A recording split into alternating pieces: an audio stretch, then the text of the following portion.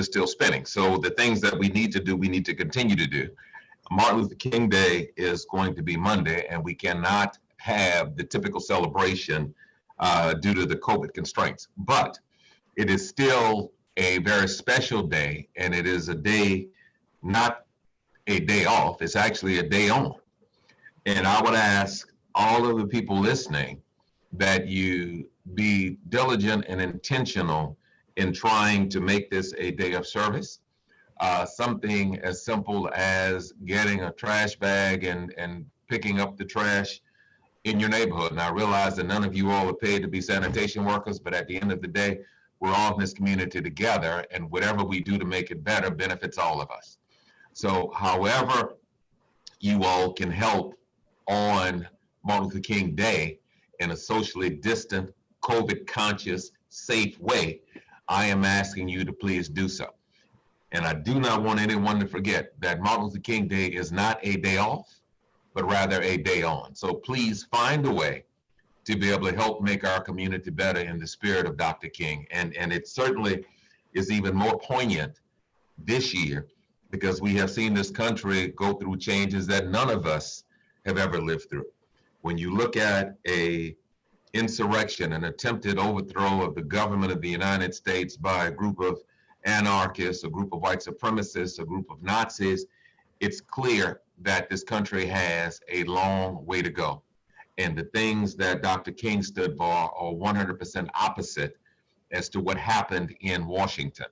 So I would ask everyone who's listening to please double down, because we have some serious issues that we must deal with. And it's incumbent upon each of us to make sure that we do not let that kind of hatred, that kind of cancer grow. We need to be showing love for each other. We need to make people understand that whatever district you live in, whatever city you live in, whatever state or country, whether it's red, blue, or purple, we're all in this together. So with that, I would ask each of you to join with me and commit to helping on Martin Luther King Day. So with that, thank you, Madam President. All right. Thank you so much, Councilmember Banks. Councilmember Nguyen, are you ready with your guests? I believe so.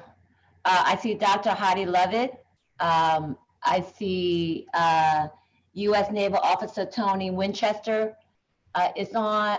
And then are we expecting Ms. Nordstrom Parker, ladies? She may join us. She works for Oxford. Okay, I understand.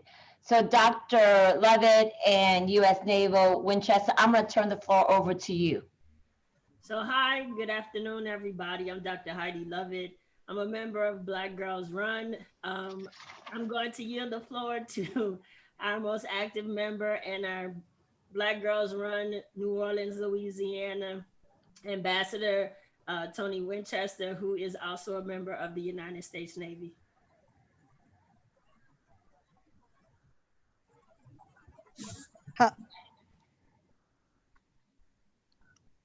Tony?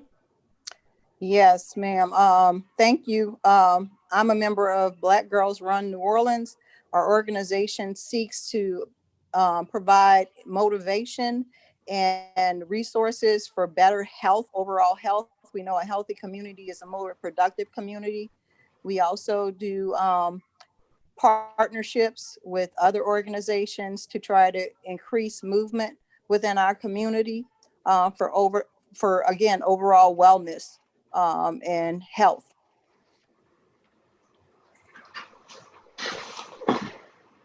So today we just stopped by to encourage the entire city of New Orleans to join us on the pavement. You can always find Tony in City Park, who's running. Of course, both of us are marathoners. That's 26.2 miles.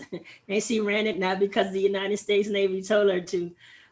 You can always find us conducting health clinics around the city of New Orleans, also on the West Bank, because we know that a part of COVID-19 is maintaining your mental health as well as your physical health.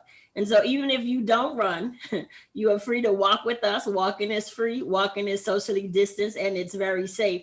And by the way, it also is recommended by any doctor you have as a part of your well-being during this time. I also know, of course, as a former elected official of the Orleans Parish School Board, how stressful being in public office can be. And so just taking time out to walk with your family and friends, or to walk by yourself and get some fresh air, also helps you do what? Lose the COVID-19 weight. And so again, we just want to make sure that the city of New Orleans is aware that Black Girls Run is open and available to women of all races, colors, and ethnicity. We do not discriminate. And we also make sure that we have a good time and we educate everyone about the safety of running and walking. And we also have the opportunity where we have women who receive sponsorship to participate in learning how to run. And so they receive shoes, clothes, jackets, and outfits, as well as applications online to help them stay fit and continue to mentor other women on their wellness journey. So thank you to all of you to having us at the City Council meeting today. And as we say in Black Girls Run, we look forward to seeing you on the pavement. Thank you, Dr. Lovett. Dr. Lovett, can you give us the website to Black Girls Run New Orleans? So Black Girls Run website, it's the national website, Black Girls Run, all spelled out, BLACK Girls, GIRLS, Run, RUN.com. And from there, you can actually click on the link for Black Girls Run New Orleans and join our Facebook group. So we don't have a separate website for Black Girls Run NOLA. We fit right into the national umbrella of Black Girls Run. Well, I definitely want to thank you guys for all the work that you do promoting health in our community. Earlier, Councilmember Banks talked about MLK Day of Service. And as you know, thinking of ideas in reference to for Monday, January the 18th, a day of service could be grabbing a friend who hasn't really been active, right? And getting her out or him out walking and really staying healthy. And I think that could be a day of service, is to help spread health tip to others in our community. And as you stated, COVID-19 can extremely be very draining, mentally impacting. I know a little bit about that with 6 kids at home, being confined in one space. So I'm always looking for an avenue just to kind of get out and relax. And sometimes you got to do that. Just step outside for a minute and just breathe the air for a minute, right? So I really appreciate you guys promoting, again, healthy walking, jogging, running to address our mental and physical health in our community through Black Girls Run. Before I actually present and read the proclamation, any comments from my colleagues? I'll just say, it's great to see you, Dr. Lovett. You look awesome. It's been way too long. And thank you all very much for doing this. It's hugely important. It's been amazing to see, at least post-COVID, there still has been so much exercise going out and seeing people walking and biking all over the city. And we just need to keep it up and keep pushing. So again, it's wonderful to see you. Thank you for your work. Thank you, Christian. Any other comment? If not, I'll go ahead and present. I'm sorry, Jared. Oh, wow, that's sensitive. I didn't think you were hearing me. But thank you, Councilmember Nguyen, and Dr. Lovett. Thank you for your work, and Ms. Octave, you as well, and thank you for your service to our country. Mental health is everything at this moment in time, and whether it's biking, exercise, or meditation, anything of that nature of physical activity in the moment, in the spirit of being with yourself is so much needed for everyone at this time. And so I just want to thank you for all the work you're doing for our city. And speaking of bike lanes, bike trails, I know Councilmember Palmer just broke a ribbon connecting the bike trail on yesterday at St. Claude, and what that was, Elysian Fields, where it connects both of our districts, I believe. Thank you, Councilmember Nguyen. No problem. Thank you, Councilmember Burchett. So, but I also, before I read the proclamation, I also wanted to acknowledge, and I read this before and I want to read again because I feel like it's really significant, that Black Girls Run also recently completed the Racism Challenge, in which they raised over $24,000 dollars for Black Votes Matter. So thank you so much for your contribution and your advocacy and your support to make sure that we get the vote out in our community. So with that, I do have a New Orleans City Council proclamation that I'd like to present to you and virtually present to you, but I'll read it out loud. Whereas the city of New Orleans is renowned for its food festival, famous citizen and foreign visitors, and whereas the city council takes great pride in paying tribute to events and activities, now therefore be it proclaimed by the city of New Orleans that the council recognizes Black Girls Run New Orleans. Congratulations to Black Girls Run for encouraging African-American women to make fitness and healthy living a priority. Naval Officer Tony Octave Winchester, supported by instructional designer Norshorn Parker and University Administrator Dr. Heidi Lovett. They organize group runs throughout the city of New Orleans, including City Park, Algiers, and Uptown. They support women of all ages and ethnic groups through the walking and running process, and they participate in local and national run events like the Miami Marathon and Women Who Run. In the name of and by the authority vested in the council of the city of New Orleans, signed by all 6 council members, requested by yours truly, dated on January the 14th, 2021. So again, I love you guys. Thank you for being that positive role model in our community, particularly around health education. And please continue your work. And if there's anything that my office can do, please do not hesitate to reach out. So thank you.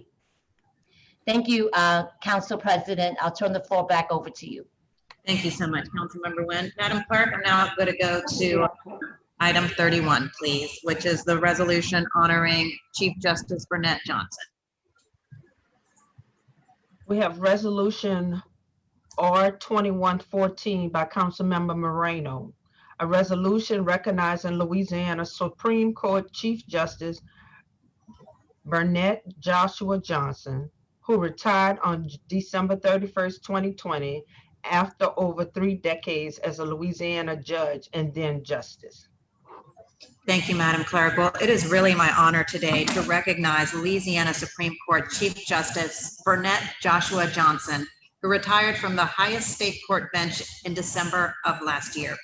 Chief Johnson is no stranger to firsts. She was the first woman elected to serve on the Civil District Court of New Orleans, was the first Black woman elected to serve on the Louisiana Supreme Court in 1994, and was reelected without opposition in 2000 and 2010.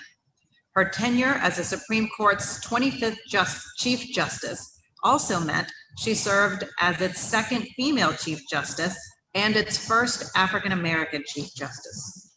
Her legal and judicial career is marked by a commitment to community and an unwavering belief in justice. Prior to her time on the bench, Chief Justice Johnson worked with the NAACP Legal Defense and Educational Fund and as a law clerk and later city attorney for her mentor, former Mayor Dutch Morial.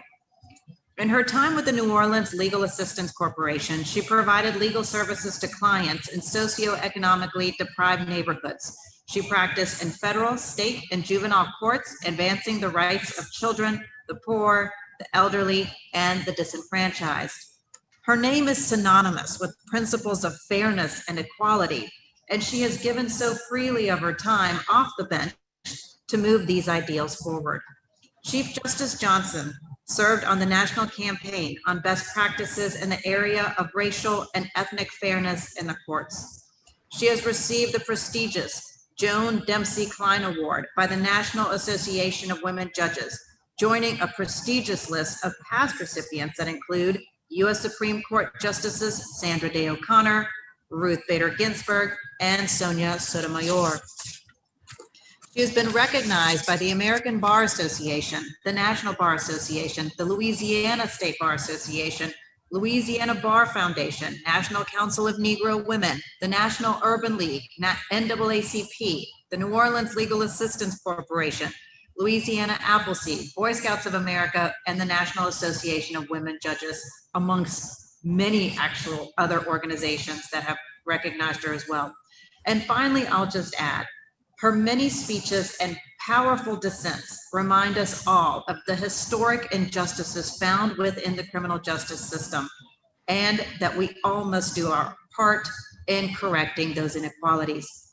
So to Chief Justice Johnson, thank you for serving as an advocate for social justice, civil rights, and equity, as well as for being such a trailblazer in the judiciary with a firm and unwavering commitment to serving your state and its people. I wish you the very, very best in your retirement. And I know that Chief Justice Johnson is on with us today. So it's so wonderful here, Ms. Johnson. I know that the other council members want to make some comments, but I'll open the floor up to you first, Judge Johnson. How does retirement feel? That's really my first question to you. Well, thank you, President Marino. This is so special, and I thank you for this great honor. You know how much I love the city of New Orleans. It's rare for me to have this time in the middle of the day, and so it's a real treat to be at this council meeting, even though it's virtual. You know, if you're working, you can't get to the council meeting. Since I'm retired, I'll have the benefit of being more tuned in. But I do love the city. I appreciate this great honor.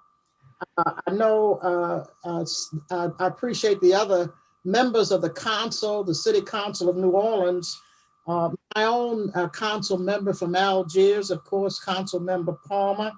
I know Councilman Geruso, but it's all generational because I was a city attorney and a civil district court judge with his mother and knew his father well. Of course, Council Member Jay Banks and I guess I kind of straddle that because I knew his mentor, Dorothy Mae Taylor, as well, when we were both at civil district court. I want to acknowledge and give thanks to my appreciation to Council Member Jared Brissett. And of course, he is my daughter's generation, and so he knows Judge Rachel Johnson well. Of course, I lived in District E in New Orleans East when my children were growing up, and I keep up with the great work that Council Member Wynn is doing out there in New Orleans East. So if I've thanked everybody, I want you to appreciate this honor. I don't take it lightly, and appreciate all the hard work that you do.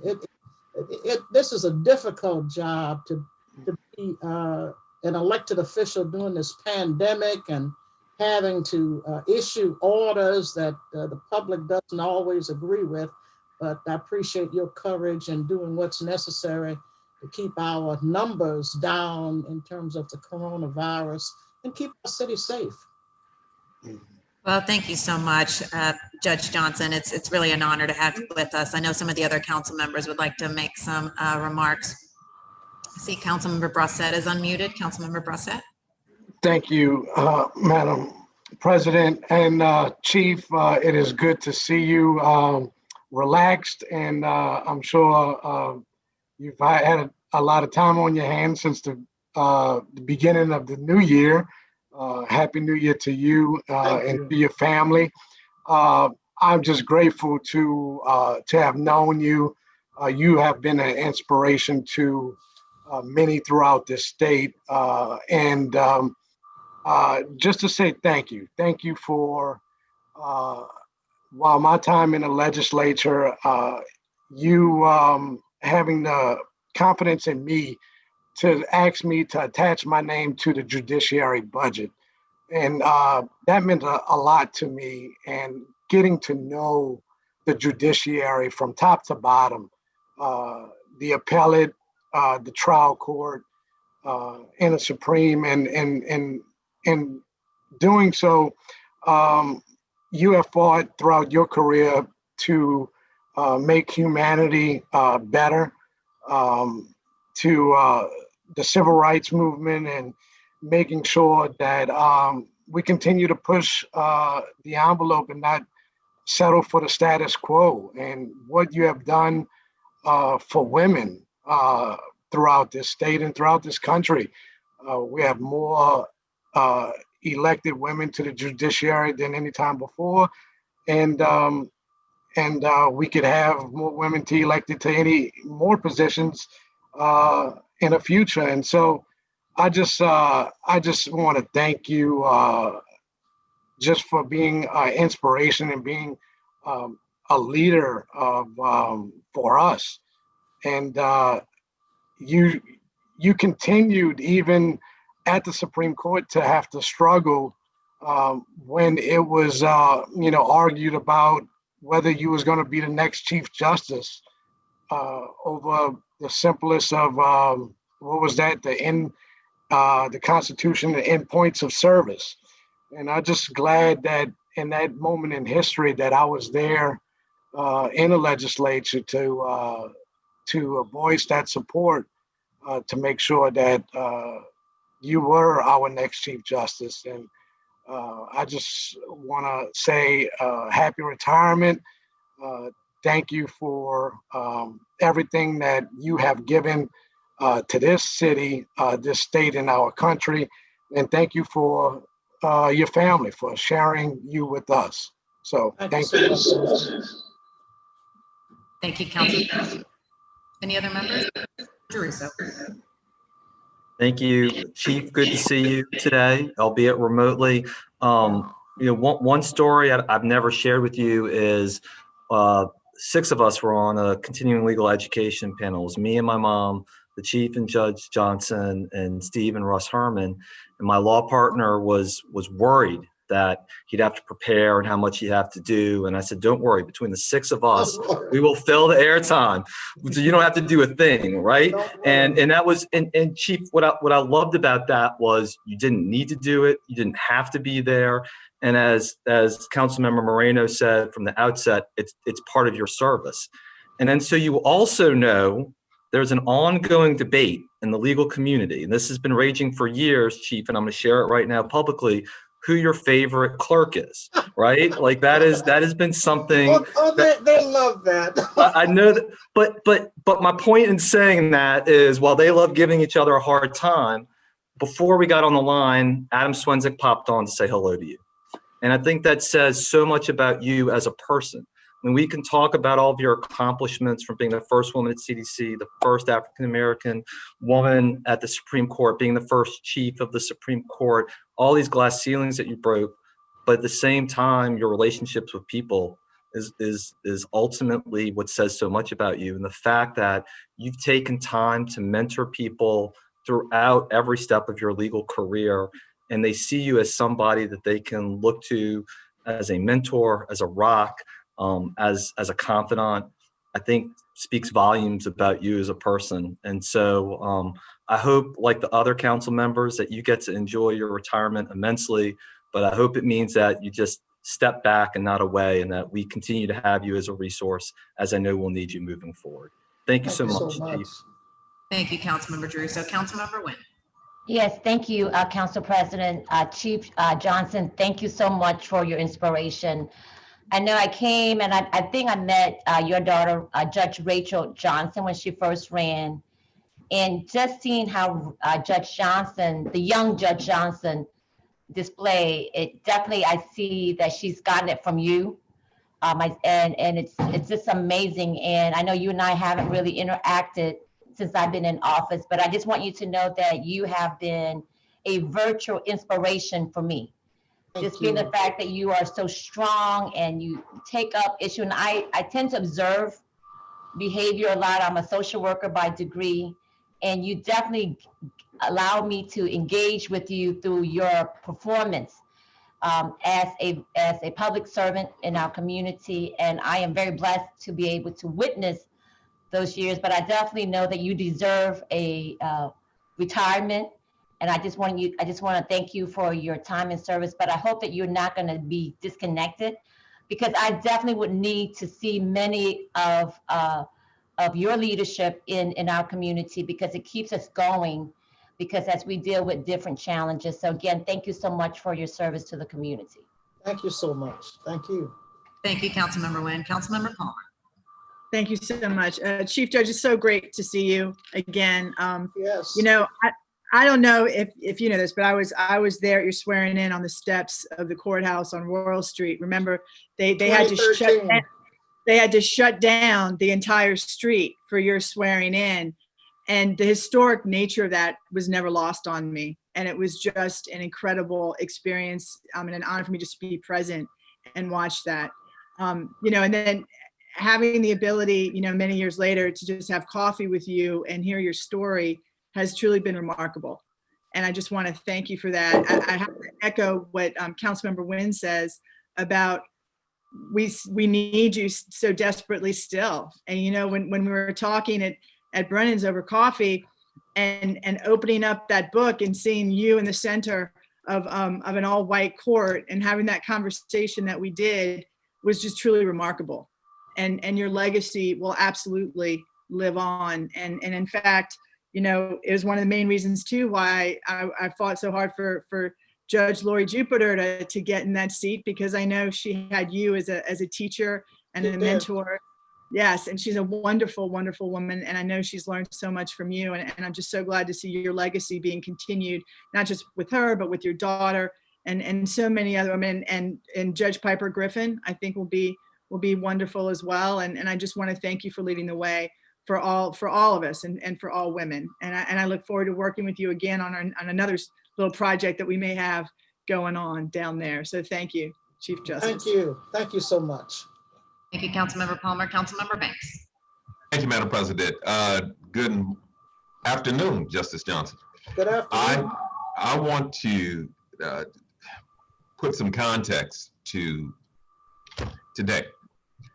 It is far easier to look backwards than it is to look forward. Mm-hmm. And while all of those platitudes that you are receiving are all justly deserved and well earned, looking back at them, they seem to have been, I mean, they were great, but it's easy to look back. But all of those first that you encountered weren't easy when you were doing them. And I want to commend you personally for having the inner fortitude to be able to survive all of those things. Because when you look at the struggles that you had to go through to get there, those kinds of things could break the average person. But not only did you persevere to get through, you excelled once you got there. And I have said repeatedly that New Orleans is a magical place, but it's not magical just because it's 2 inches closer to heaven. It's magical because we have giants that walk amongst us. You are one of those giants. And it is indeed my honor and pleasure to have had you a part of my journey. I can remember going all the way back here to those days in '86 when I started here with Dorothy Maytel. I remember that. And I can remember your guidance and counsel all the way back then. So I know that sign that if you come in this office right now, the first thing you see when you walk in the door is a sign that says, I know I stand on the shoulders of many, and I pledge to be the shoulders that many will stand on. And I know that I am standing on your shoulders. And I want to say thank you for all that you have done, not just for me, but for the generations to come behind me. Because without you opening the doors, those doors still might be closed. And to be honest with you, the struggle is far from over. We are seeing that every day, just as recently as you becoming the Chief Justice, which should have been automatic, had to be a fight to get you there. The fact of the matter is the systems that are in place in this country, we're working on them, but we are far from there. And again, I just want to say thank you personally for you and all that you have done to make life better for all of us. I hope you have a wonderful, wonderful retirement. I hope you enjoy doing anything that you want to do or absolutely doing nothing. And I'm going to tell you need to tell your son-in-law he need to find you another background, because I'm cool with Frisco, but New Orleans looks a lot better than Frisco. So please let Mr. Medina know I said that. I'm going to get a customized background, but I want to say how much I appreciate you and the men of the Zulu organization. My God, you've been supporters of mine from day one. And I say all the time, Judge Rachel Johnson was a Zulu maid in 1994. So we appreciate you. Thank you, ma'am. Thank you, Councilmember Banks. And of course, thank you to the Chief Judge. Members, I'm assuming all of you all want your names added to this resolution? Yes, okay. Yes, Now, please. Thank you, Council President. add everyone's names to the resolution, that would be great. I will make a motion to adopt the resolution. Can I get a second, please? Second. Oh, everybody seconded that one. I think Councilman Thanks, got it first. Okay, so seconded by Councilmember Banks. Madam Clerk, if you would call the roll, please. Councilmember Wynn, Yay. Councilmember Brissette, Yes. Councilmember Moreno, Yay. Councilmember Gibson Palmer, Yay. Councilmember Banks, Yay. Councilmember Jeruso. Yay. 6 yeas, no nays. Resolution 2114 has been adopted. Thank you. Adding all council members. Judge Johnson, we're going to send you a framed copy over to you, so you have that. Thank you so much. Thank you. We're now at the regular order of our agenda on page 2. Approval of the minutes, December 3rd, 2020 and December 17th, 2020. So moved. Second. Councilmember Wynn, Yay. Councilmember Brissette, Yes. Councilmember Moreno, Yay. Councilmember Gibson Palmer, Yay. Councilmember Banks, Yay. Councilmember Jeruso. Yay. 6 yeas, no nays. The approval of the minutes has been adopted. Special orders of business. All special orders are temporarily postponed due to the COVID-19 pandemic. Consent agenda. We have a communication from Teresa R. Beecher, Council Research Officer, New Orleans City Council. This should be marked received. On page 3, a communication from Aaron Spears, Chief of Staff and Council Utilities Regulatory Office. This should be marked received. On page 4, a communication from Tabitha Dorner, Executive Assistant to the President and CEO of Audubon Nature Institute. This should be received. A communication from Lisa M. Hudson, Personnel Director, City of New Orleans, Department of Civil Service. Furlough adjustments. This should be marked received and referred to the Budget Committee. We have a communication from Terry Cope, Managing Partner, the Toro Blanco Group. This should be marked received. On top of page 5, a communication from Terry Cope, Managing Partner, the Toro Blanco Group. This should be marked received. We have a communication from Tima Johnson, Executive Assistant, New Orleans Redevelopment Authority, NORA. This should be marked received. We have a communication from Angela Gilbert Sarker, Alcoholic Beverage Control Board Clerk. This should be marked received. On top of page 6, we have a communication from Arthur A. Morrell, Clerk of Criminal District Court. This should be marked received. We have a communication from Jenny C. Arbery, Elections Division Supervisor, Clerk's Office, Criminal District Court. This should be marked received. We have a communication from Alphonse Smith, Executive Director, Giving Hope. This should be marked received. On top of page 7, we have a report of the Executive Director of the City Planning Commission. This should be marked received. Suggested hearing date, January 28. We have the report of the Executive Director of the City Planning Commission, 917 Burdette Street, Design Review Number 16820. This should be marked received. Suggested hearing date is set for today. We have a report of the Executive Director of the City Planning Commission, 933 Burdette Street, Design Review Number 16920. This should be marked received. Suggested hearing date is for today. On page 8, we have the report of the Executive Director of the City Planning Commission, 929 Burdette Street, Design Review Number 17020. This should be marked received. Suggested hearing date is set for today. The report of the Executive Director of the City Planning Commission, 937 Burdette Street, Design Review Number 17120. This should be marked received. The suggested hearing date is set for today. We have the report of the Executive Director of the City Planning Commission, 913 Burdette Street, Design Review Number 17220. This should be marked received. Suggested hearing date is set for today. On page 9, ordinance calendar number 33,189 by Councilmember Wynn, zoning docket 6420. Ordinance calendar number 33,170 by Councilmember Banks, 2256 Barone Street, zoning docket 7120. On top of page 10, ordinance calendar number 33,191 by Councilmember Wynn, 14,201 Michoud Boulevard, zoning docket 7720. Ordinance calendar number 33,192 by Councilmember Wynn, zoning docket 7820. On top of page 11, motion M21-1 by Councilmember Banks by request. The questionnaire was received. Governmental Affairs Committee recommended approval. Motion M21-2 by Councilmember Brissette by request. The questionnaire was received. Governmental Affairs Committee recommended approval. On top of page 12, motion M21-3 by Councilmember Jeruso by request.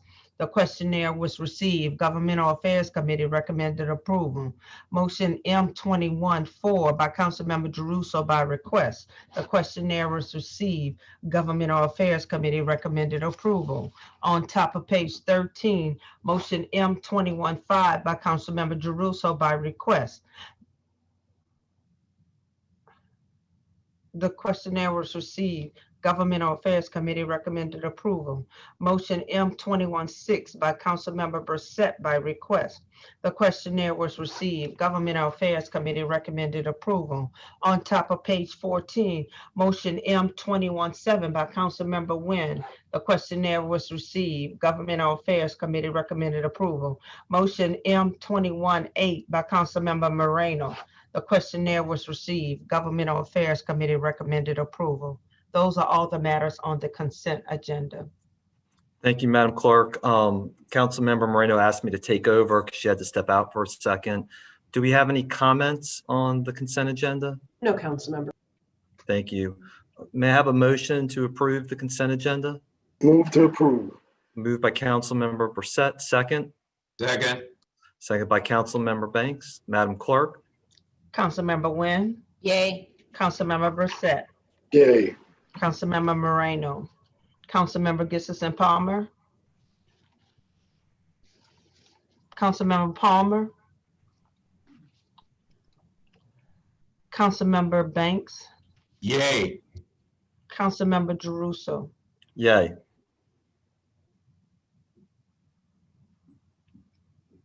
We have 4 yeas. We need Aye. Councilmember I'm Palmer sorry. for quorum. Yay. Okay, thank you, Councilmember Palmer. Thank you. Sorry. We have 5 yeas, no nays, and the consent agenda has been adopted. On page 15, the executive session has happened. Council members, we need to suspend the rules to add a communication from Barry Scarinio Martinez Architects requesting to appeal the Historic District Landmarks Commission's decision of denial to replace the existing steel sash windows with an aluminum storefront type windows for property located at 4176 Canal Street. This should be marked received. The suggested hearing date is January 28th. We need to suspend the rules to add this to the agenda. I move to suspend the rules. Second. Second. Second by Councilmember Nguyen. I assume no public comment. Madam Clerk? Councilmember. Thank you. Councilmember Nguyen, Yay. Councilmember Brissette, Yay. Councilmember Moreno, Councilmember Gissison Palmer, Yay. Councilmember Banks, Yay. Councilmember Jeruso. Yay. We have 5 yeas, no nays, and the communication has been added. We have the regular agenda, the legislative grouping. Madam Clerk, can I make a suggestion? I know Councilmember Moreno is going to want to be here for all these ITEP issues. Okay, Can we we'll go come to- back to them. Yes, ma'am. Can we start with the land use items and then come back? Okay, well, we'll just, okay, give me 1 minute. Yes, But ma'am. okay, I'll follow your direction. Thank you. You're welcome. Thank you.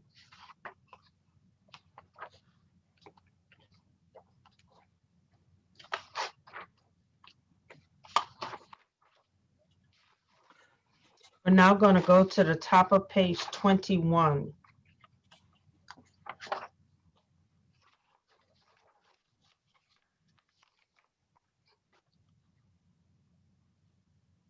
Land use matters. All land use are scheduled to commence at 11 a.m. or thereafter. All public comments on land use items are subject to City Council Rule 10.1B, whereby each land use matter is limited to a maximum public comment period of 20 minutes, with speakers being limited to 2 minutes per item. No ceding of public speaking time is permitted. Legislative grouping. A demolition request of Tulane University requesting a demolition permit for the following property: 6823 St. Charles Avenue, buildings 14 and 16. We have motion M 2121 by Councilmember Jeruso. A motion granted the demolition request for 6823 St. Charles, building 14 and 16. I move for approval.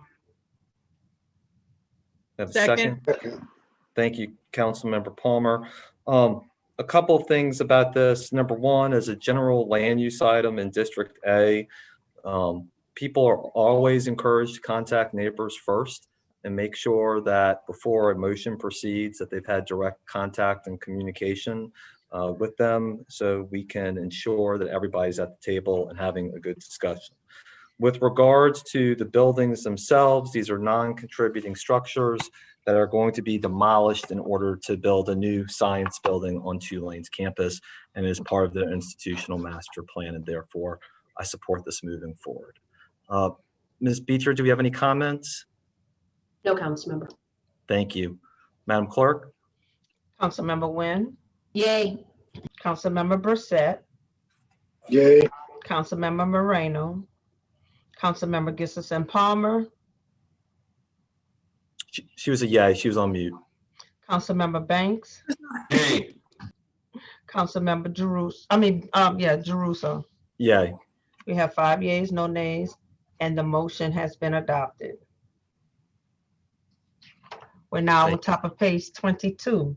A legislative grouping, the VCC appeal of Nikki Zawalinsky, requested to appeal the Bucharest Commission's decision of approval on October 21st, 2020 of the Courtyard plan for the property located at 1009 St. Philip Street. We have motion M 2118 by Councilmember Gissison Palmer, a motion denying the appeal, upholding the decision of the Bucharest Commission. Thank you so much. I move for approval of the motion denying the appeal. Do I have a second? Second. Thank you, Councilman Jeruso. Mr. Block. Yes, thank you. This is an appeal of the October 21st, 2020 Bucharest Commission approval to renovate the courtyard at 1005 through 1009 St. Philip, including construction of a fountain adjacent to the North Rampart side masonry fence. A proposal to install a fountain, arbors, and fruit trees was approved by the Architecture Committee on May 20th, 2020. The neighboring property owner, the current appellant, appealed the approval of the commission on August 19th, 2020, which deferred the application for 30 days to give the appellant and property owners an opportunity to pursue compromises in the design to address those concerns, which fell within the VCC purview. The fountain design was revised with the goal of pulling the water sources away from the existing brick fence to avoid moisture wicking in order to address the concerns of the appellant. Staff did not consider any of the proposed changes detrimental to the appearance of the fountain and considered it to fit within the tout ensemble of the French Quarter. The added layer of CMU, increased waterproofing measures, and pulling the fountain head away from the wall should all serve to protect the brick fence from moisture and wicking, addressing previous preservation concerns. Excuse me.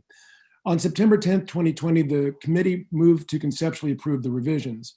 The appellant appealed the committee's decision to the full commission on October 21st, 2020.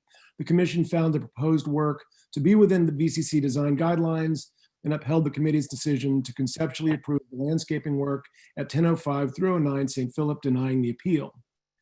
The appellant has expressed concerns regarding compliance of this proposal with the CZO.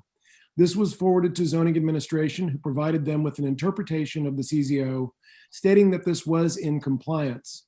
As that is outside of VCC jurisdiction, VCC directed them to appeal the matter to the BZA, which also denied their appeal. As VCC review and jurisdiction does not involve CZO compliance, but strictly relates to the architectural matters of the proposal, that matter was not relevant to our review, nor to this current appeal. It should be understood that VCC never approved something in deviation of the CZO. As this matter has been extensively reviewed by the VCC and found to be in compliance with the guidelines and preservation best practices, as well as the CZO, we respectfully request that council deny this appeal. Great. Thank you so much, Mr. Block. I'm moving to deny this appeal, upholding the VCC because VCC found the fountain design to be consistent with their design guidelines, as well as the French Quarter tout ensemble.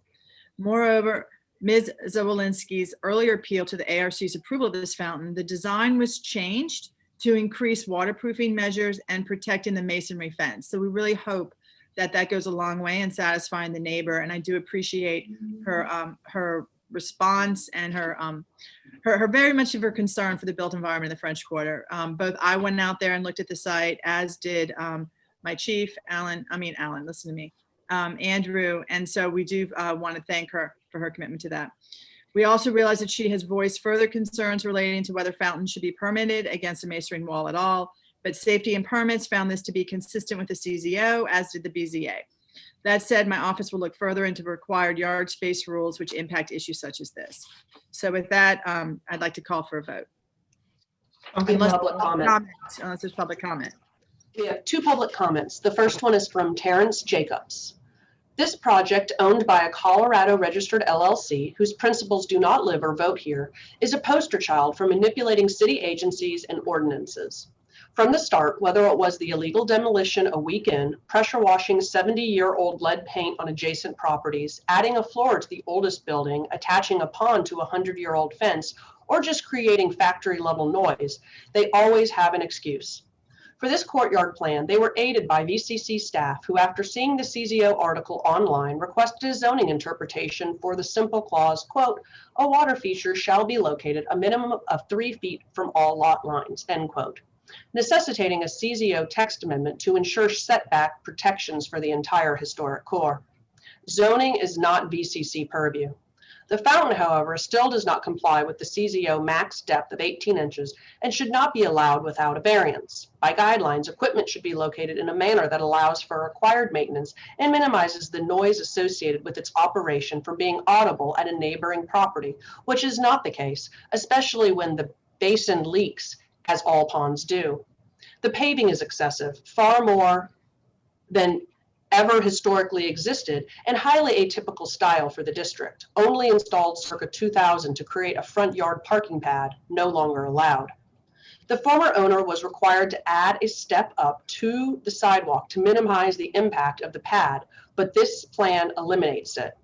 The added paving and second floor addition created an echo chamber, greatly increasing noise and heat retention on the block and read more as a parking lot than a courtyard. The holly tree already planted is inches from a 100-year-old historic fence and has no room to grow. Any growth will compromise not only the fence, but my green rated kitchen building and its balcony. Within a year, it will be tall enough that it will whip against my balcony in a windstorm.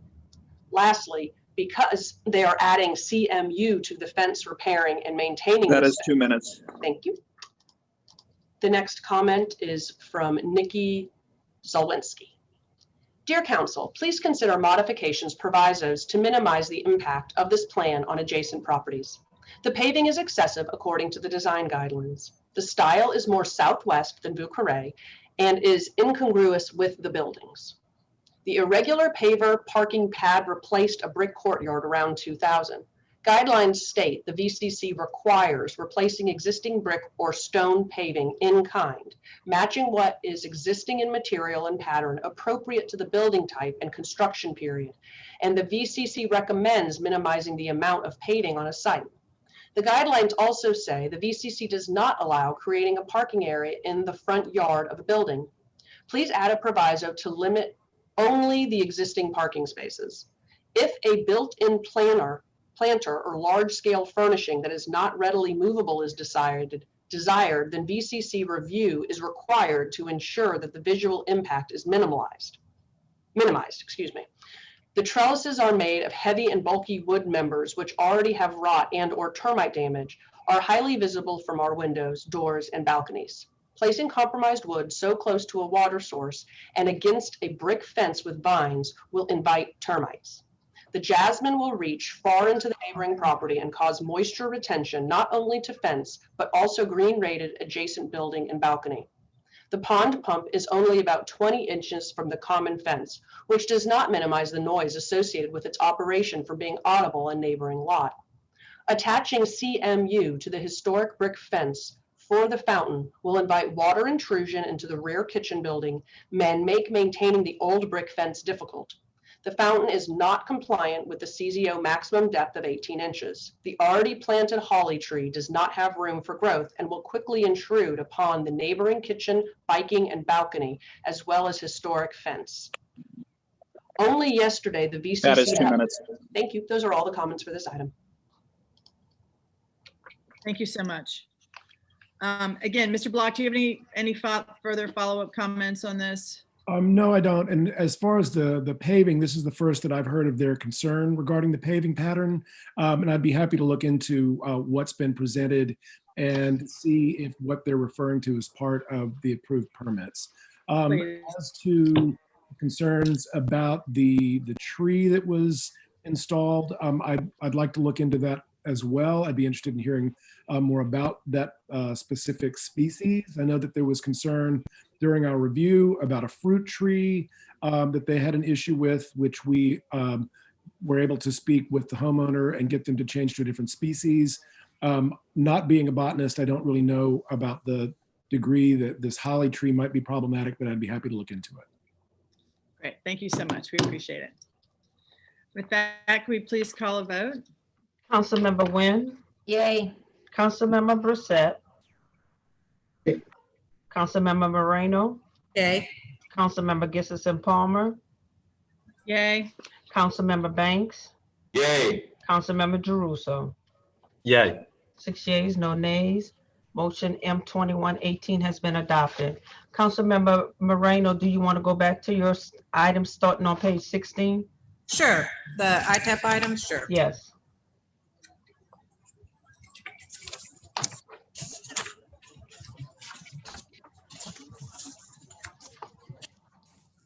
Okay, I have a question. At the last meeting, we didn't read page 16. We just went on to the motions. Is that the desire, the resolutions, is that the desire of the council this time? Or do I need to read that into the record?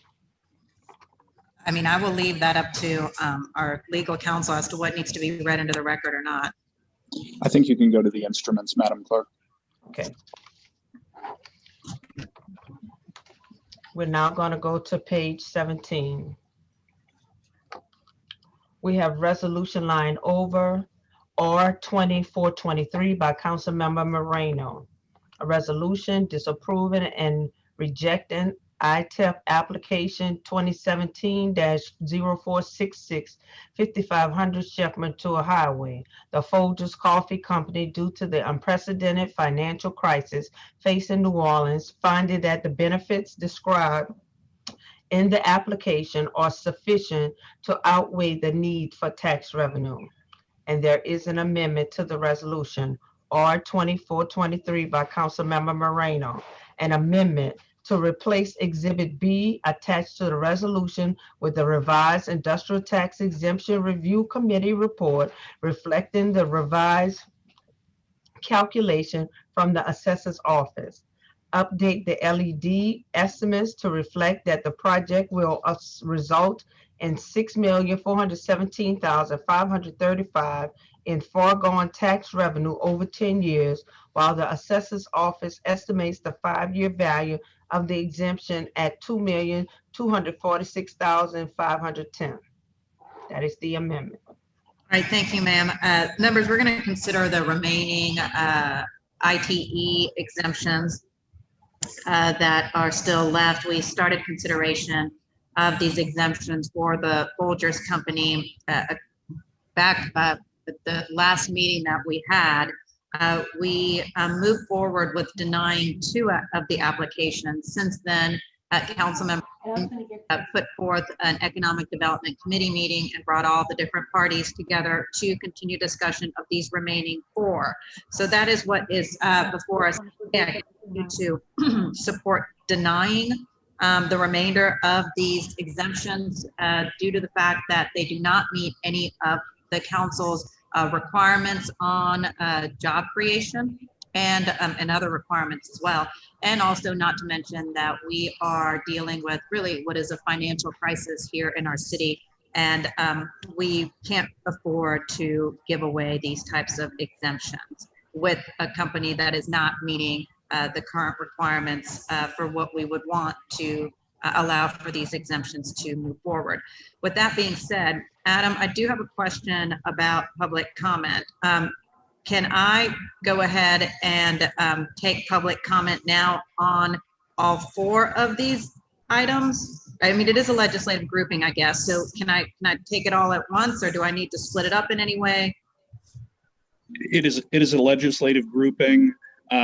So my recommendation would be that, and my understanding is that all of the comments, since all of the individual resolutions are substantially similar, and in many instances the public comments are identical to each of the 4, that we can take them all as a legislative grouping at the outset before we vote on the rest.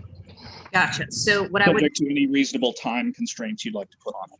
okay, so I move to adopt this first amendment then, Adam. Should I take the public comment now, or? Yes, ma'am.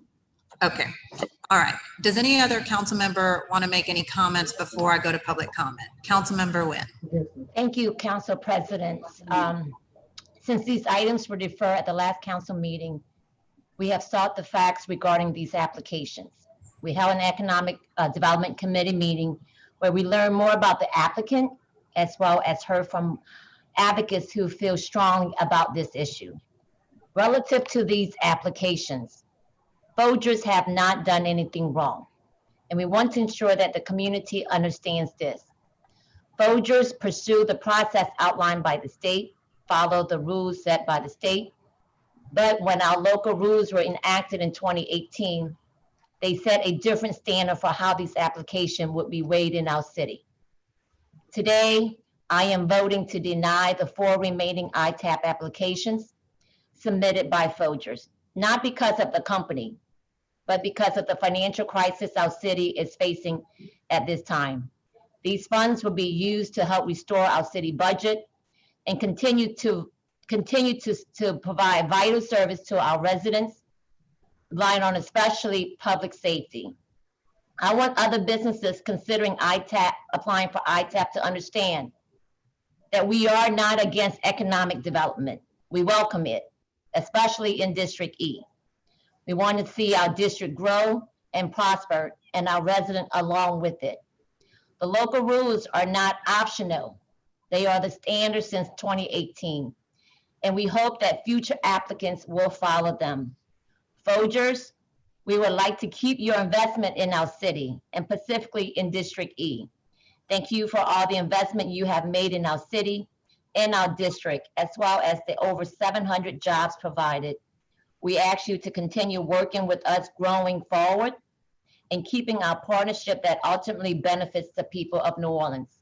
Thank you very much. Thank you so much, Councilmember Nguyen. Adam, how many, does anyone else have a comment? Oh, I see Councilmember Drew, so I'm sorry. Go ahead. Thank you, Council President. Councilmember Nguyen said basically what I wanted to say, which is I don't come to bury Folgers or any other business that comes to look for ITAPs. They're certainly entitled by law to do it, and governments are entitled to review them. But as we face all sorts of crises right now that are direct results of the pandemic, we saw the paper has an article today about pending foreclosures in the city of New Orleans. One of the issues all of us are talking about is crime and how we're going to address that in a series of meetings that are going to be led to work on solutions to that issue. The way to solve this is both through solutions and through money. You need both of those things. And so I am concerned, as we are trying to turn the tide and make sure that we have enough money to do where we are, that we're looking at all sources. And one of the things that began before this whole Folgers conversation that many of us discussed was the idea of doing fees instead of just relying on property taxes. Because when you include more people not just businesses, not just residential owners, but nonprofits and everybody else who can contribute. It's more money for everything that we want to be able to do together. And in this era where a lot of my constituents this time were assessed 30 or 40% higher property taxes, and we know last year the city had it seems to me that it's fair to ensure that everybody's at the table and doing their part, not only to be good corporate citizens, but good citizens, period, to help with all of our public resources. Thank you, Council Member. Thank you, Councilmember Giusto. Anyone else? Councilmember Banks. Thank you, Madam President. My wingman sort of went the direction that I want to go in. While Folgers is the topic right now, this requires that we take a comprehensive look at all of the property tax exemptions. Where it stands now, and depending on who you talk to, anywhere from half to 1/3 of the properties in Orleans Parish pay no property taxes. That puts an inordinate amount of pressure on those of us who are paying property taxes. Specifically, homeowners and residents are struggling to be able to stay here. Now, you don't have to be an engineer or rocket scientist to understand the more people carrying the load, the lighter the load is to carry. So anywhere from half to 1/3 of the properties that should be or could be paying that are not paying puts that burden on those who are. And while I have no beef with Folgers, I think they have been wonderful. They've been great corporate partners, very happy about the investment that they made, and I hope they continue to expand and grow. We have to be very, very, very intentional on understanding all of these exemptions need to be looked at. Now, I know that people don't want to hear that who are in certain sectors. I do know that there are folks who enjoy the exemptions, but the reality of this is we are all in this together. And it is going to take us all pulling together to be able to get to some place where it's equitable for everybody. So I am joining my colleagues in denying this today, but also asking that we continue the discussion to come up with a far more fair and equitable way to assess property taxes. Thank you. Anyone else? I think, Go ahead. I'm gonna echo. Yeah. Oh, I'm sorry, Councilmember Brossette, go ahead. I think much has been said, which I agree with. Everything has to be looked at. It's just not about Folgers. They're a great company. I think everybody likes Smuckers. Everybody likes coffee. Everybody likes peanut butter. But realistically, we have to look at the city's fisc. People are suffering. Everybody, many people are feeling the pinch, and there are many properties, as has been stated, that are not paying their fair share, but are utilizing the city services. And what we want as your elected officials is for everybody to pitch in. And this is not a new topic.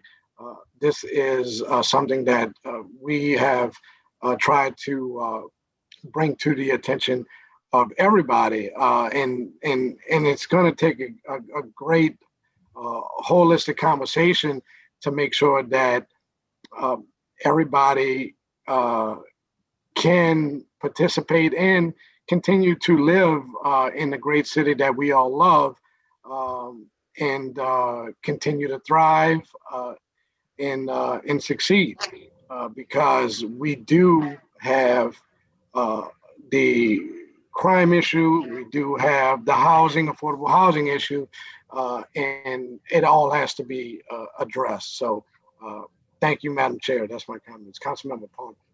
Thank you, Councilmember Brossette. Councilmember Palmer. Yes, I just wanted to add to that.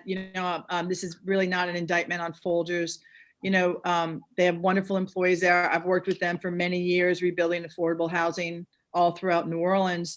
And that's really kind of what underscores, I think, all of our decisions about this is the affordability of the city, especially post-pandemic. And it's, and we are so very interconnected when it comes to housing and it comes to tax benefits. And I know my colleagues have been very forward thinking in terms of looking at all tax exemptions. And I know we really want to start back up with looking at parcel fees for our nonprofits and all of our churches and our groups, because we really all have to come in to unite to ensure the affordability of housing.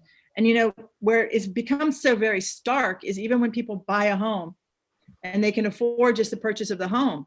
If you look at the monthly costs that are on top of that from taxes and from insurance, that's what really makes this our housing crisis so unaffordable.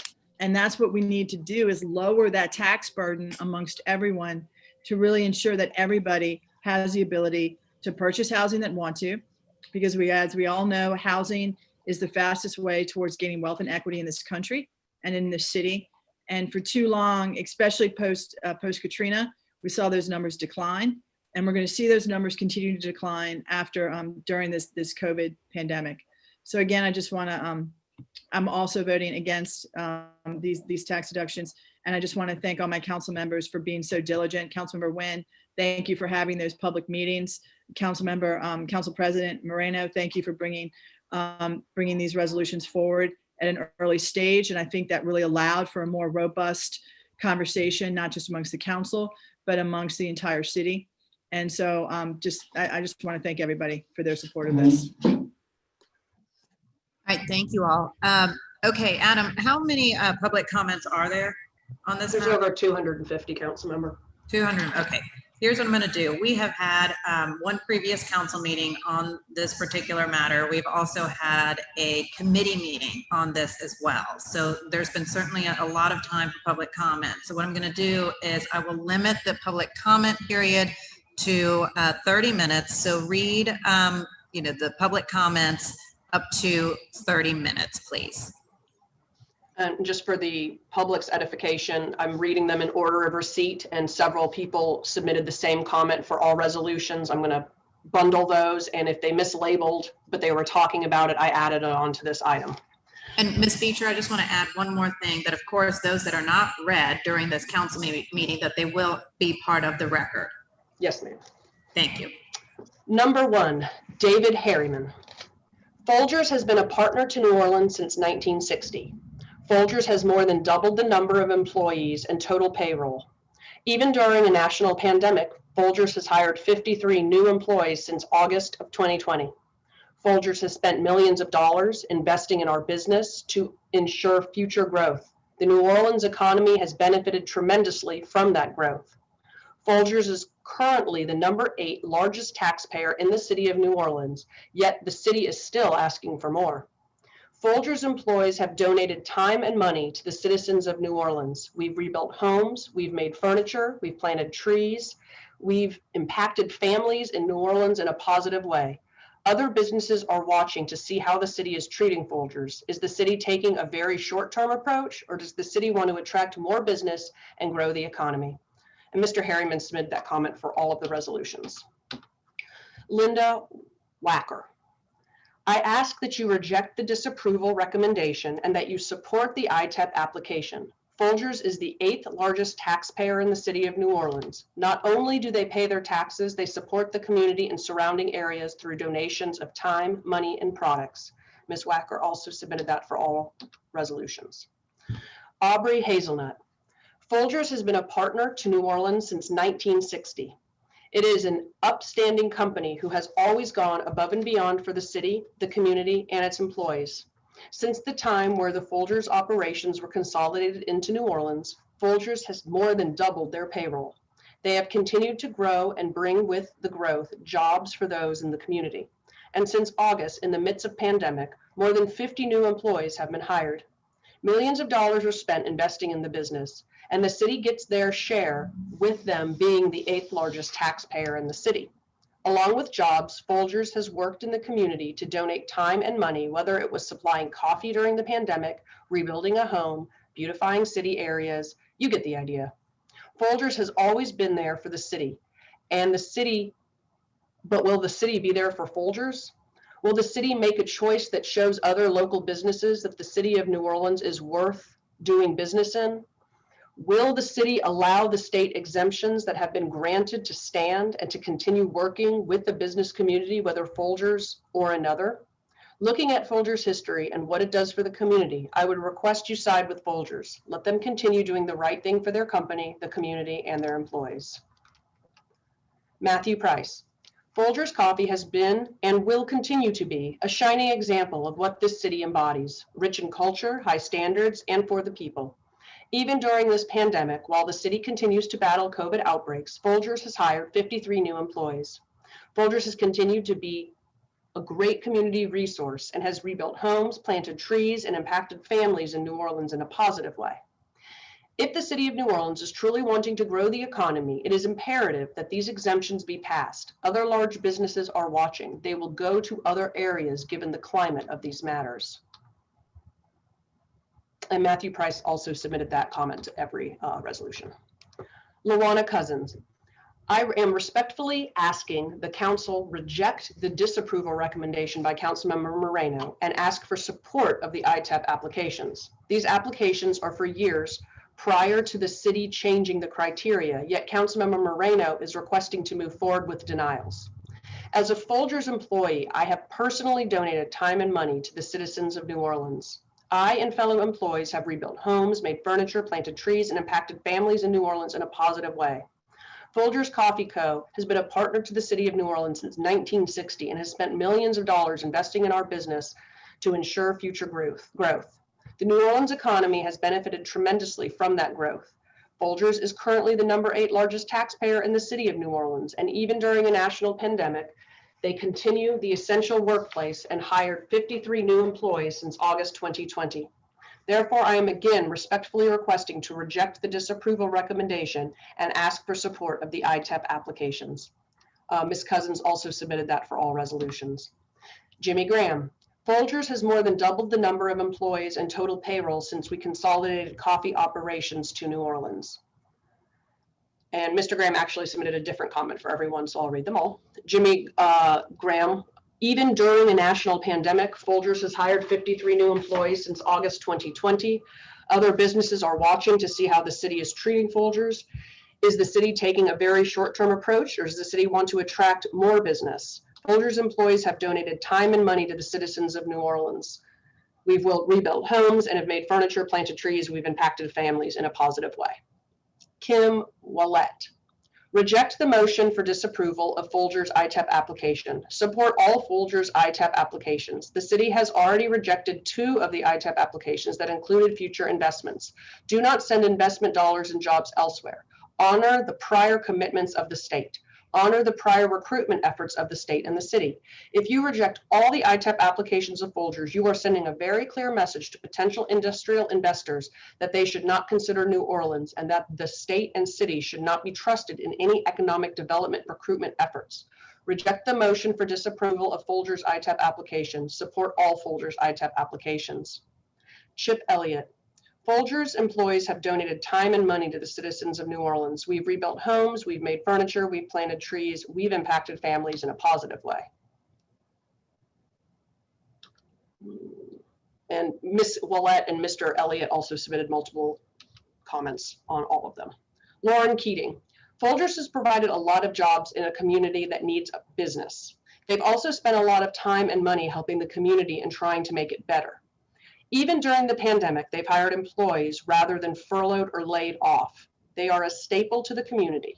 If they were not located in New Orleans East, that would be a huge hit on the city, as well as across the parish and neighboring parishes. There are a lot of families who depend on this company. Alicia Payne.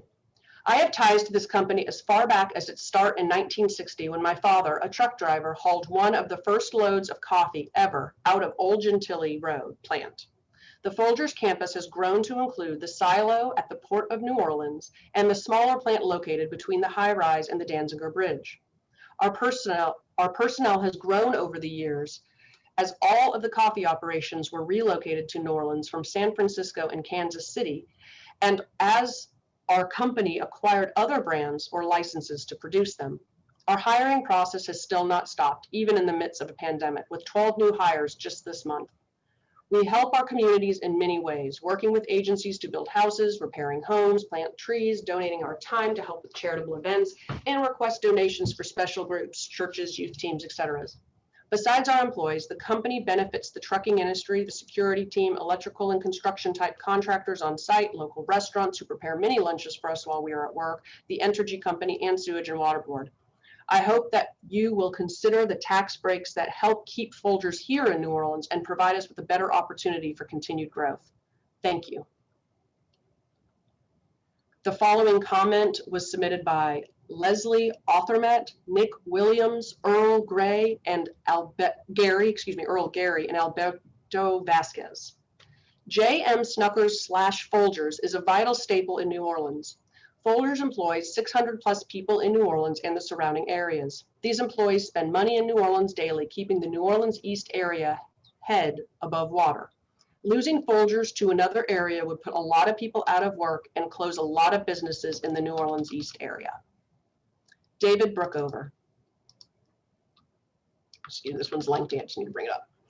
Folgers coffee plant has been a part of the New Orleans community since 1960. Folgers is a nationally recognized, iconic brand name. To support the continued growth of Folgers and further invest in our beloved community, literally hundreds and millions of dollars have been invested. These investments grew the operation, secured long-term employment for New Orleans residents, employees, created additional tax revenue, created additional jobs, and enhanced the sense of pride New Orleans residents, employees have for their company, for their community and employer. Folgers is proud to call New Orleans their home. Multiple plants across the country have been consolidated into the New Orleans operation. New Orleans residents are the foundation of Folgers' success. Their commitment, capability, and passion for business is the reason the plant has flourished. Many businesses were negatively impacted by the pandemic. Folgers hired 53 more employees since August 2020. As a general rule of thumb, food manufacturing is a recession-resistant industry. This is beneficial for the New Orleans community when the economy is stagnant or contracting, which is clearly what transpired as a result of the pandemic. The J.M. Smucker Company is a food conglomerate. The company owns 21 plants in 13 states. The company strives to be a model corporate citizen in all of the communities in which it has a presence. The company offers competitive wages and benefits, invests heavily in training and education, and strives to create a highly productive, safe, and inclusive environment. Folgers has a very low employee turnover rate. Folgers has had a profound effect on the residents it employs and the community it serves. Company leaders make required decisions to protect the long-term success of business. Based on recent history, the company has clearly displayed the ability and desire to invest in our community. The fact of the matter is, a material change in city tax code will be factored into future That is 2 investments. minutes. Thank you. Donald Shreve. Folgers has provided numerous jobs to local citizens since consolidating coffee operations to New Orleans. Even during a national pandemic, Folgers has hired 53 new employees since August 2020 with plans to hire more. Folgers is one of the top 10 highest paying businesses in the city of New Orleans.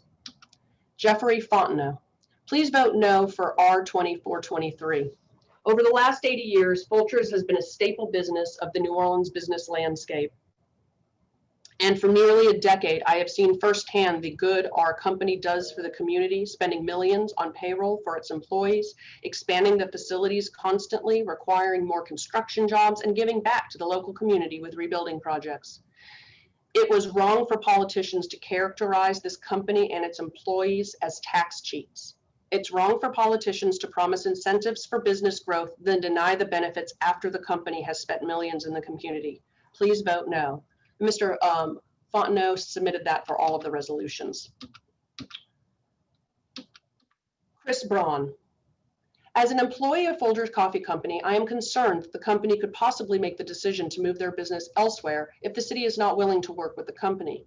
Folgers contributes a lot to the community with donations, rebuilding homes, planting trees along Bayou St. John, and Folgers is one of the largest contributors in New Orleans, number 8, yet the city wants more. If Folgers moves out of New Orleans, it would put 500 plus people from Orleans, St. Tammany, Jefferson, and St. Bernard parishes out of work, not to mention all of the contractors, vendors, and supporting companies that it takes to make coffee, plus the tax revenue would be completely gone from the city and possibly the state. I am asking the council to reject and disapprove recommendations and ask for support of the ITEP applications.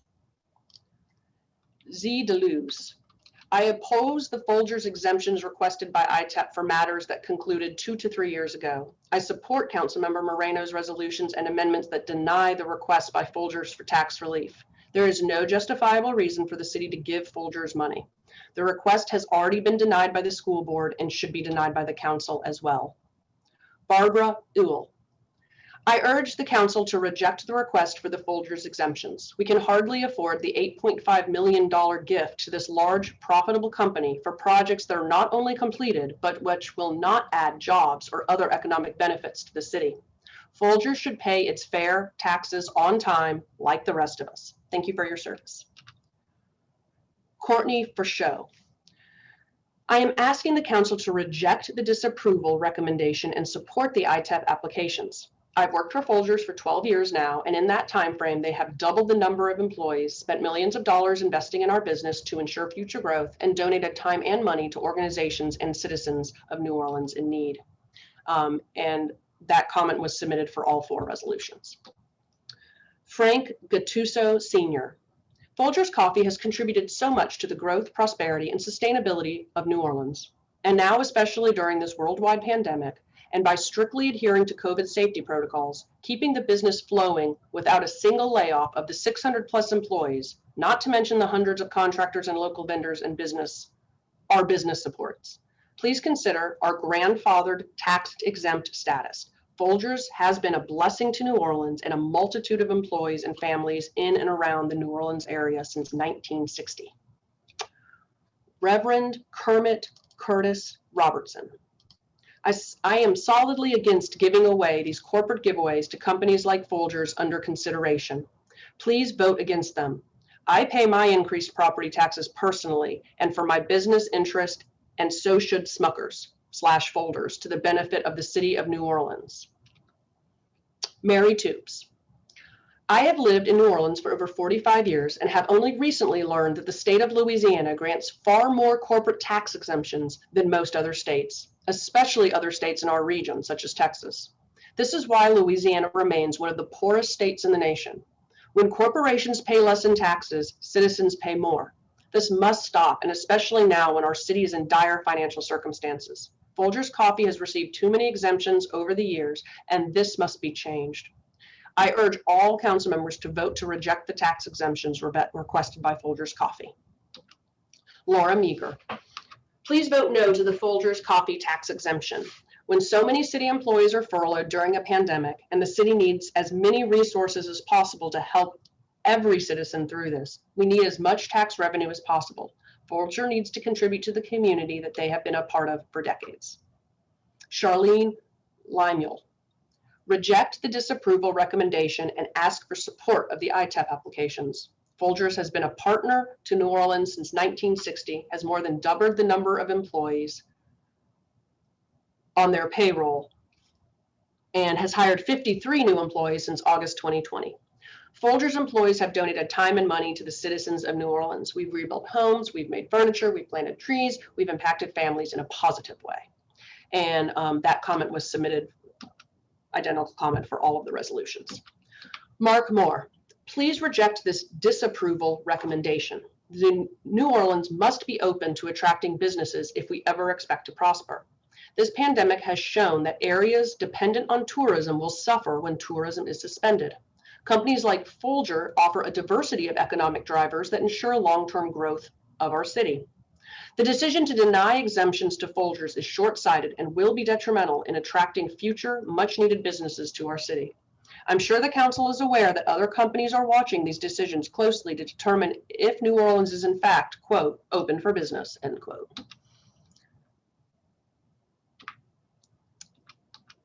Okay.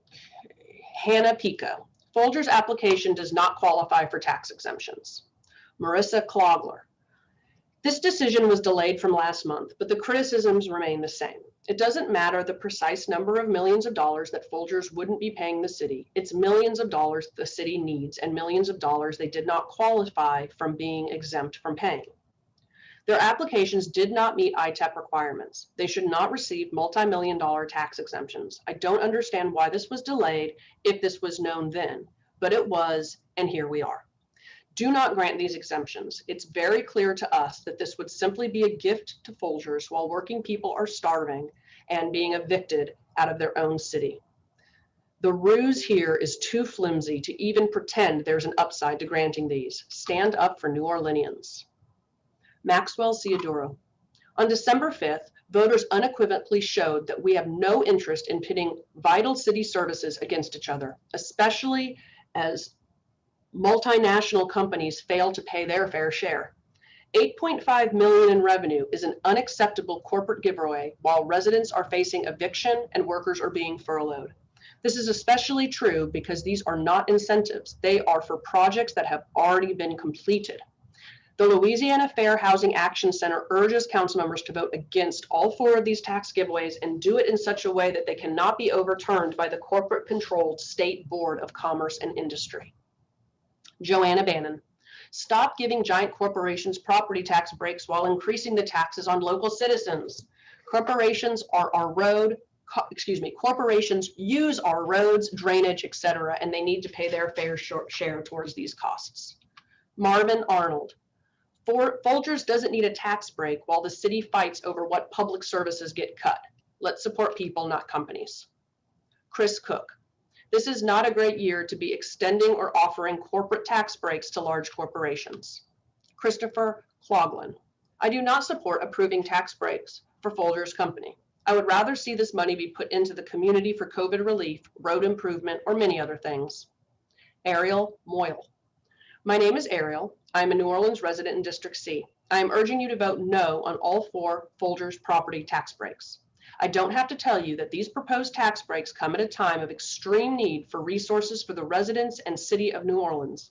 This money should not go to corporate profits. It should be directed towards much needed relief in the community, such as rental assistance, healthcare access, and the end of city employee furloughs. Again, I urge you to vote no on all proposed tax breaks. Thank you. Connor Peth. My name is Connor Peth, and I am a member of the DSA of New Orleans. I wanted to reach out to you today to discuss the proposed tax break for the Folgers plant in New Orleans East. I support the resolution by Councilmember Moreno to deny the tax breaks to the multi-billion-dollar Folgers Corporation. My belief is that providing a tax break to Folgers would be the wrong move for the city of New Orleans, and I would like to encourage you to vote no on this tax break. The Folgers plant has been here for 60 years, and a tax break will not incentivize them any further. Folgers is one of the most popular brands in the country, and its parent company, J.M. Smuckers Co., has gross profits in excess of $800 million just last quarter. Does J.M. Smuckers need a tax break to the tune of $25 million, or do the people of New Orleans need an investment of that amount? While I understand that business development for the city is a top goal, as it should be, we must also consider the impacts that tax breaks bring to the people of the city. That amount of money can be used to help our city recover from this year and the brutal impact on the tourism economy by the COVID-19 pandemic. It could be used to fix our literally crumbling infrastructure. It could even be used to pay the city employees that were recently furloughed by the city as a result of the pandemic. I understand the desire for business growth. It provides jobs and long-term security for the people of the city. But tax breaks to companies that have been here for 60 years with no hint at leaving, that doesn't seem to make sense to me.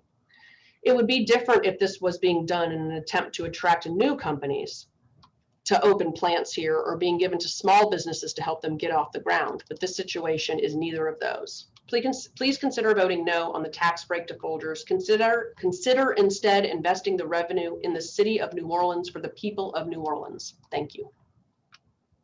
Karen Clark. I am in support of Councilmember Moreno's motion to deny tax cuts to such a large corporation. In the midst of this pandemic, when our city is facing budget cuts, we should not be giving away tax cuts to those who can afford them. Matthew Hersberg. I support Council Member Helena Moreno in her stance against property tax breaks for multi-million-dollar company Folgers. These tax breaks would do nothing but line the pockets, of Folgers shareholders and upper management. It is absurd that this even needs to be said. Stop the corporate welfare. Any council member voting for these tax breaks can expect me and my fellow citizens' strongest opposition when re-election time comes around. Samuel Levine. I support Councilmember Moreno's resolution to deny ITEP tax breaks to Folgers. These corporate real estate tax breaks directly harm our community, putting money into the pockets of executive levels of corporations while creating no significant job growth. It amounts to stealing from the people of New Orleans at a time when many are hungry, jobless, without health care, or otherwise in dire economic struggle. Granting Folgers millions in tax breaks is absolutely unforgivable. Catherine Phillips. With the city of New Orleans facing unprecedented shortfalls to its budget due to the COVID-19 pandemic, giving multi-million-dollar tax breaks to a corporation as large as Folgers makes no sense whatsoever. That money needs to stay in the city of New Orleans budget for critical needs such as infrastructure and city worker salaries. Please keep the money where it is needed, right here in New Orleans. Thank you. Alicia Wang. From NOLA.com article, March 2011, and then updated June 2019. Quote, according to the 2011 property tax rules, 43% of the total assessed value of the property in Orleans Parish is exempt from taxation. With nearly 1/4 of the property escaping taxes because it is owned by nonprofit groups, assuming that that value of tax-exempt property increased since 1996 at the very same rate of the non-exempt property, then 60% of the city's real property value is off the tax rolls today, with nonprofit groups accounting 1/3 of that, or 21% of the value of all Orleans Parish property, says BGR, end quote. The state of Louisiana and city of New Orleans already gives unnecessary tax exemptions to both nonprofits and corporate companies. We need funding for healthcare, firefighters, teachers, and infrastructure. I am opposed to the tax breaks and in support of Councilmember Moreno's resolutions to deny the corporate tax breaks. For more info on the tax exemptions and how our city is hurting because of it, please reference reports from the Bureau of Governmental Research and presentation that was given to the City Council on 9/24/19. Caroline Millington. I support Councilmember Moreno's opposition to a multi-million-dollar tax break for Folgers. So many people in our community are struggling due to COVID-19 and the economic crisis that COVID has caused. Our funds need to be used to support and strengthen our communities, families, and small businesses, not giant corporations. Liana Patch. I support Councilperson Moreno's resolution to deny all 4 tax breaks to Folgers. The millions in property tax revenue that the council is considering giving away could go to support libraries, public education, and other much needed public services in our city. How can our city afford giving away millions in taxes when thousands of city employees are furloughed and the city is threatened to lay off workers due to the economic crisis caused by COVID-19? The simple answer is we can't, and corporations need to pay what they owe. Roseanne Rockster. I do not want Folger to be given any tax break. At the time when the city is literally bleeding to death as a result of lost tax revenue, this is not the time to be promising a billion-dollar company tax breaks. I might consider it a viable option if this company was going to generate employment, but that's not the case. No more than 19 jobs will be created with the arrival of Folgers. This city needs money for schools, libraries, social programs. In the 10.5 years I've lived on Burdett Street, not a single pothole has ever been filled. No tax breaks for the coffee man. Linda Witowski. I ask that the city council members vote no on the Folgers tax exemptions. New Orleans is not in a financial position to incur further losses of revenue. City employees have been furloughed or laid off, and the budget shortfalls are considerable. That Folgers would request these exemptions is shameful and demonstrates a lack of respect for the city and its citizens. We don't owe them anything, nor should we bend over at their will. As a homeowner who has been out of work for much of this year due to the pandemic, I would be very disappointed to see this measure pass. If I can pay my property taxes, so can Folgers. I can assure you their financial resources are much greater than my own. So please stand up for the citizens of New Orleans and vote no on the tax exemptions for Folgers. Devin Wright. I support Councilmember Moreno's resolutions to prevent the corporate tax breaks. I oppose the corporate tax breaks proposed to be given to Folgers. With our city budget as precariously positioned as it is, and our city residents as impacted both mortally and economically by the pandemic as they are, now is not the time to be prioritizing the health of corporations and their bottom line. Justin Smith. Council members, I am writing to urge you today to move forward with denying the proposed corporate welfare for Folgers. As a public school teacher in the New Orleans public school system, I see firsthand what happens when we strip much needed tax revenue away from the city. At a time when our city is already stretched thin, I am shocked that this is even up for discussion. J.M. Smucker, the parent company of Folgers, is ranked at 407 on the Fortune 500 list. They will be just fine if they don't manage to steal money away from the citizens of New Orleans. Reject their tax exemptions, support your city. Daniel Goldstein. I am opposed to corporate tax breaks, and I stand in support of Councilmember Moreno to deny corporate tax breaks. Now more than ever, the city of New Orleans must invest its money in its citizens and the community resources that benefit us all. Say no to corporate tax breaks. Ruki Toji. I am opposed to the tax breaks and in support of Councilmember Moreno's resolutions to deny the corporate tax breaks. People everywhere are still in dire need of financial help due to the pandemic, and this exploitation can no longer go on, especially in this climate. Please consider the motion. Evelyn Caruso. I am writing to vehemently oppose any tax break given to Folgers. I wholeheartedly support Councilmember Moreno's resolution. Corporations should not be allowed to get out of paying taxes during the middle of a global pandemic while there are homeless children begging with their parents underneath the Claiborne Bridge, which I saw last Saturday. While city employees are furloughed and more layoffs are threatened, while so many New Orleanians have lost their jobs and are depending on food banks and community fridges to feed themselves and their families, while small businesses and entire industries have been decimated and there are boarded up stores on nearly every block of the French Quarter, New Orleans is desperately struggling right now. We need as much help as we can get it. We cannot afford to give away millions of dollars in taxes while our citizens suffer. Bryson Lloyd.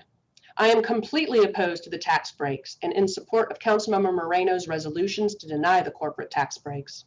This makes no sense to give giant corporations like Folgers, who control a quarter of the coffee market, thereby making them worth $500 million, tax breaks when the city of New Orleans is in desperate need of funds, especially due to the insanity that is the COVID-19 pandemic. Jax Vanderwolf. How can the city afford Folgers to pay? How can the city afford Folgers to pay less in money than they were trying to defund the libraries in order to save money? Please explain specifically how Folgers paying less taxes results in more monetary investment for New Orleans' most vulnerable communities. We are at the 30-minute mark. Oh, thank you. All right. Thank you. Thank you, Adam. Appreciate it. Thank you, Teresa, for reading the comments. All right, Madam Clerk, so I believe we are on the resolution number R2423, and I need to first adopt the amendment. Is that correct? Yes. Okay. All right, members. These amendments are necessary because, as you all recall, during Council Member Wynn's economic development meeting, the assessor said that he had miscalculated the percentage of the exemption at 100% when it's actually at 80%. So that is what these corrections will be doing with these set of amendments. So I will make a motion to adopt this amendment. Second. Seconded by Councilmember Wynn. Madam Clerk? Councilmember Wynn, Yay. Councilmember Brissette, Councilmember Brissette, Here, Councilmember. sorry. Yeah. Okay, so you're voting yay or nay? Oh, You're yay? I'm sorry. Clarify, I couldn't hear you. It's Okay, on, it's on the amendment, Councilmember Brissette, clarifying the exemption that that the assessor miscalculated. It was at 100% and he actually needed to make it at 80%. So we have those corrections across the board on these exemptions. That's what the amendment. Yes, Thank you. yes. Mhm. Councilmember Gibson Palmer, Yay. Councilmember Banks, I am here, yes and yay. Present, yes and yay. Councilmember DeRusso. Yay. 6 yeas, no nays. Resolution R2423 has been adopted. On top of page 18, resolution, ma'am. Amendment. We hadn't done the resolution as amended. Oh, thank you. You're welcome. Now we need to adopt the resolution as amended. And this resolution will deny this exemption. I'll make a motion to adopt as amended, Second. seconded by Councilmember Wynn. Councilmember Wynn, Yay. Councilmember Brissette, Yes. Councilmember Moreno, Yay. Councilmember Gissison Palmer, Yay. Councilmember Banks, Yay. Councilmember Jeruso. Yay. 6 yeas, no nays, and the resolution R 2423 as amended has been adopted. We're now on top of page 18. We have resolution line over R 2424 by Councilmember Moreno. A resolution disapproving and rejecting the ITAP application 2017-0467 14601 Old Gentilly Road, the Folger Coffee Company, due to the unprecedented financial crisis facing New Orleans, finding that the benefits described in the application are insufficient to outweigh the need for tax revenue. And we have an amendment to the resolution R 2424 by Councilmember Moreno.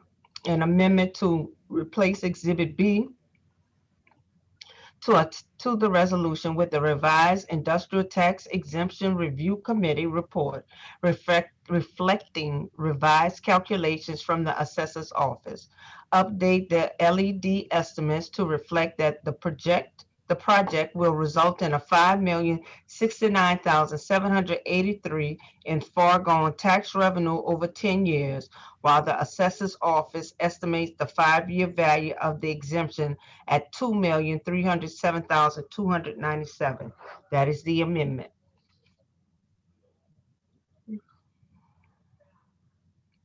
Councilmember Moreno.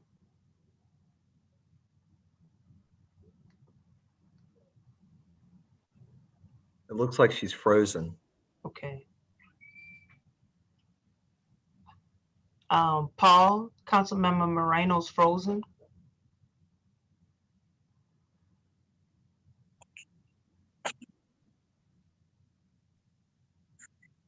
Paul stepped out for 1 second. Let me go grab him. Okay.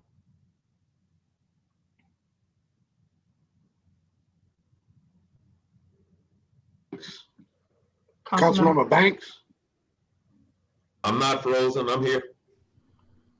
Jeruso said you had the king cake today. You know, Jeruso has been oftentimes found to be untruthful. No, I did not have the king cake today. No, I bought the king cake. He told Kristen and I you had the king cake. That's what he said. I mean, you're the king, man. You're the king. Who else would have the king cake?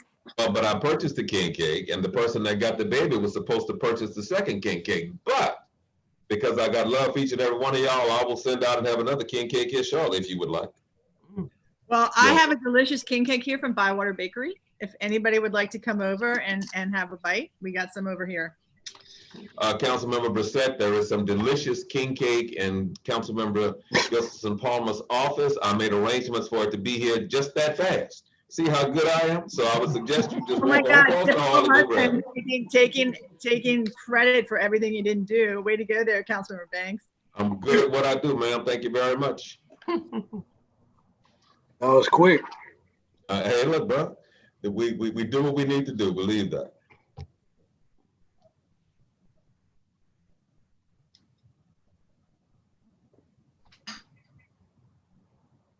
We are addressing the issue. It should be resolved shortly. Okay, thank you. The king cake issue? Or what issue? Councilmember Moreno. Councilmember Moreno.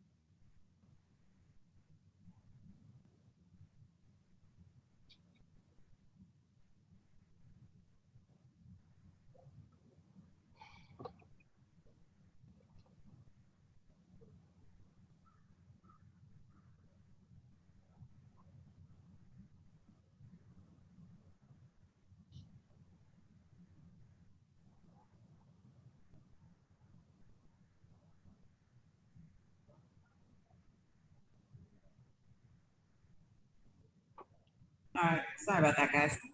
Got kicked out. All right, Madam Clerk, I think we were adopting the amendment for 4424. Is that correct? Correct. All right, I'll make a motion to adopt. Second, Councilmember Wynn, yay. Councilmember Brissette, Yes. Councilmember Moreno, Yay. Councilmember Gissison Palmer, Yay. Councilmember Banks, Yay. Councilmember Jeruso. Yay. We have 6 yeas, no nays, and the amendment to resolution R424 has been adopted. Thank Now, you. Motion to adopt the resolution as amended. Second, Seconded by Councilmember Wynn. Madam Clerk. Councilmember Wynn, yay. Councilmember Brissette, Yes. Councilmember Moreno, Yay. Councilmember Gissison Palmer, Yay. Councilmember Banks, Yay. Councilmember Jeruso. Yay. We have 6 yeas, no nays, and the resolution as amended has been adopted. We're now on top of page 19, resolution line over R2425 by Councilmember Moreno. A resolution disapproving and rejecting the ITEP application 2018-0297 14601 Old Gentilly Road, the Folger Coffee Company. Due to the unprecedented financial crisis facing New Orleans, finding that the benefits described in the application are insufficient to outweigh the need for a tax revenue. There is an amendment to Resolution R2425 by Councilmember Moreno. An amendment to replace Exhibit B attached to the resolution with the revised Industrial Tax Exemption Review Committee report reflecting revised calculations from the Assessor's Office. Update the LED estimates to reflect that the project will result in $1,878,570 in foregone tax revenue over 10 years, while the Assessor's Office estimates the 5-year value of the exemption at $714,230. I'll make a motion to adopt the amendment. Can I get a second? Second, Seconded by Councilmember Wynn. Madam Clerk. Councilmember Wynn, yay. Councilmember Brissette, Yay. Councilmember Moreno, Yay. Councilmember Gissison Palmer, Yay. Councilmember Banks, Yay. Councilmember Jeruso. Yay. 6 yeas, no nays. The amendment has been adopted. Now I'll make a motion to adopt the resolution as amended. Second, Seconded by Councilmember Wynn. Councilmember Wynn, yay. Councilmember Brissette, Yes. Councilmember Moreno, Yay. Councilmember Gissison Palmer, Yay. Councilmember Banks, Yay. Councilmember Jeruso. Yay. We have 6 yeas, no nays.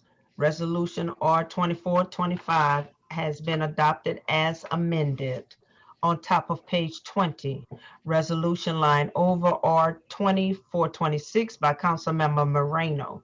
A resolution disapproving and rejecting the ITEP application 2018-298 5500 Chef-Menteur Highway, the Folger Coffee Company, due to the unprecedented financial crisis facing New Orleans, finding that the benefits described in the application are insufficient to outweigh the need for tax revenue.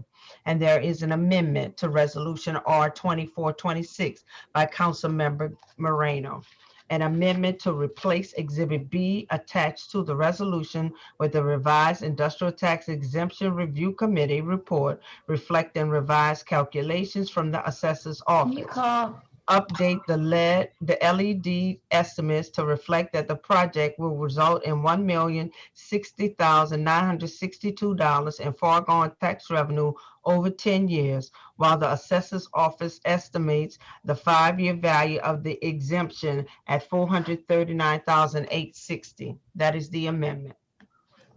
Make a motion to adopt the amendment. Can I get a second? Second,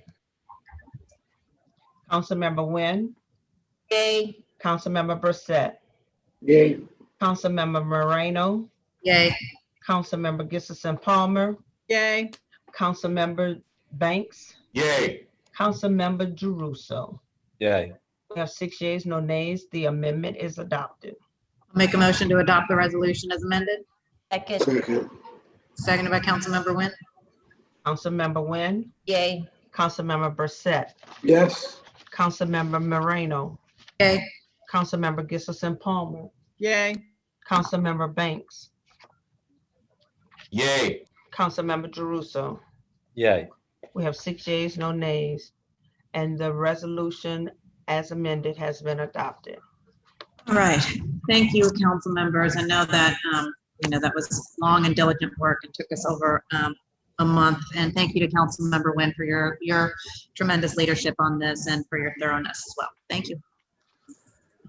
We're now on page 23, a legislative group in zoning docket 8220, UJMK Realty LLC, requesting a conditional use to permit a drive-through facilities at a specialty restaurant in an MU1 medium intensity mixed-use district and HUC Historic Urban Corridor Use Restriction Overlay District and EC Enhancement Corridor Design Overlay District location, square 403, lots A, B, C, C, and D in the 4th Municipal District, bounded by South Claiborne Avenue, 4th Street, 3rd Street, and Willow Street.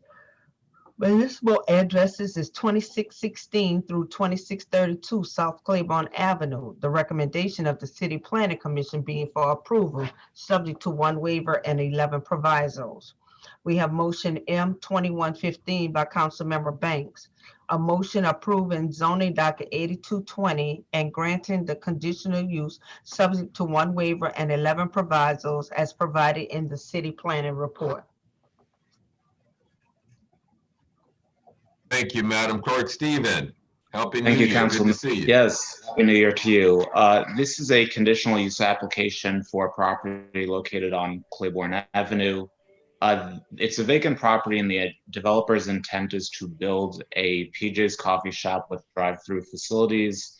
The drive-through facilities are regulated through the conditional use process in this zoning district, basically to ensure that they're designed in a way that integrates well with the rest of the South Claiborne corridor and the adjoining historic neighborhoods.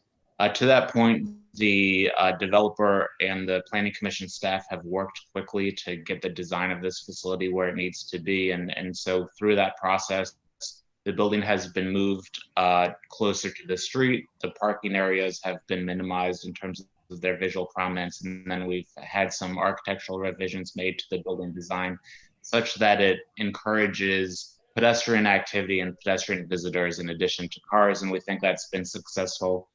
So based on that, the Planning Commission recommends approval with 1 waiver and 11 provisos. The provisos having to do with the technical aspects of building and site design, as well as the permitting process. Stephen, thank you. I'm going to move that we approve this. Can I get a second? Second, Second. Thank you all. Do we have any public comment? Yes, Councilmember, we have one from Aubrey Miller. My name is Aubrey Miller, and I am the developer for this proposed PJ's. I am a mother of 3 and a proud owner of 3 PJ's Coffees in the New Orleans region.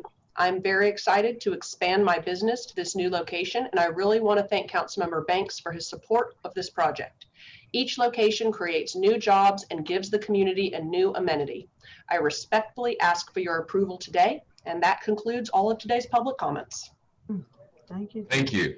Folks, I am going to ask you to please support this. This is a real win.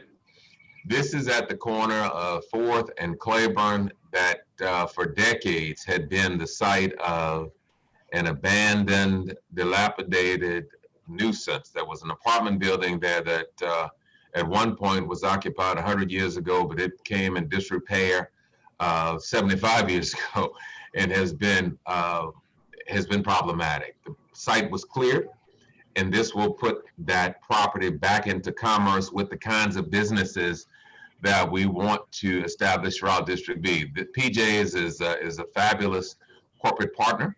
It's locally owned, and I think it'll be a real asset. So with that, I please ask your favorable consideration.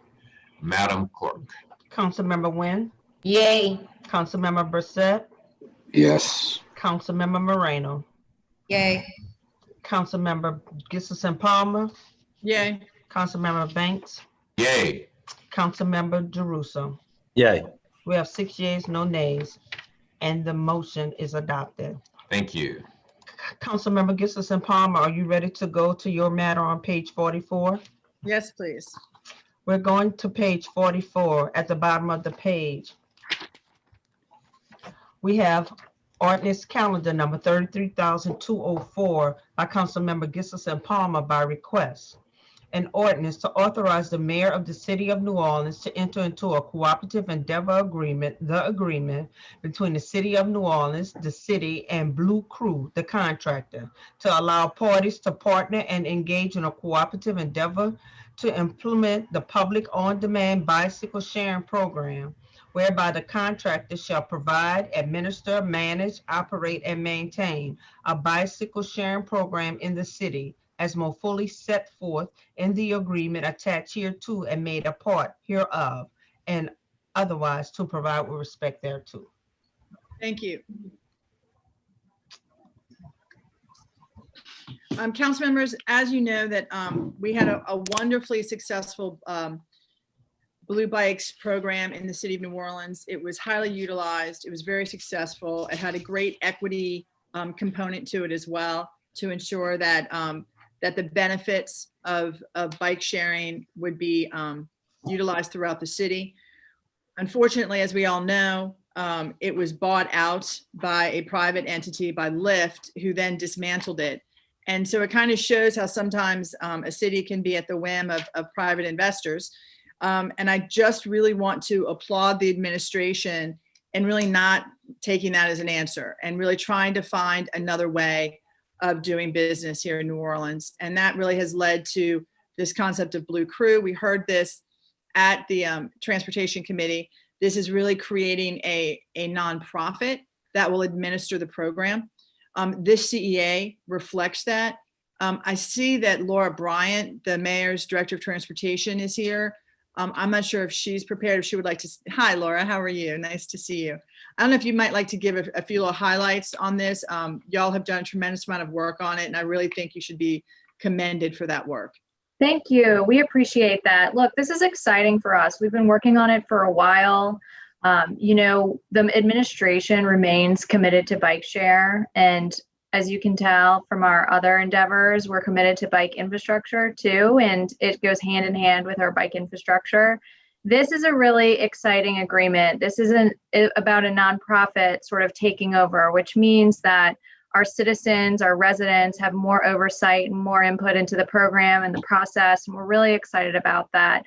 You know, our goal is to make sure that we're providing mobility options for people, regardless of where they live, regardless of their background. So we are really happy to have been able to include some equity components into this agreement to encourage greater access for folks, to maintain that low income pass that was part of the old program. And we really appreciate your support. We're ready to kick it off. So thank you. Great. Thank you so much. And again, Jeff, I also want to thank Jeff Coates out there as well for really helping out with this program and creating it. So with that, council members, I think we would like to, I'd like to move to approve. Do I have a second? Second. Second by Councilmember Nguyen. Could we please have a vote? Ms. Johnson. Councilmember Nguyen. Yay. Councilmember Brissette. Yes. Councilmember Moreno. Yay. Councilmember Gibson Palmer. Yay. Councilmember Banks. Yay. Councilmember Jeruso. Yay. We have 6 yeas, no nays, and the ordinance is adopted. At the top of the same page, ordinance calendar number 33,203 by Councilmember Banks by request.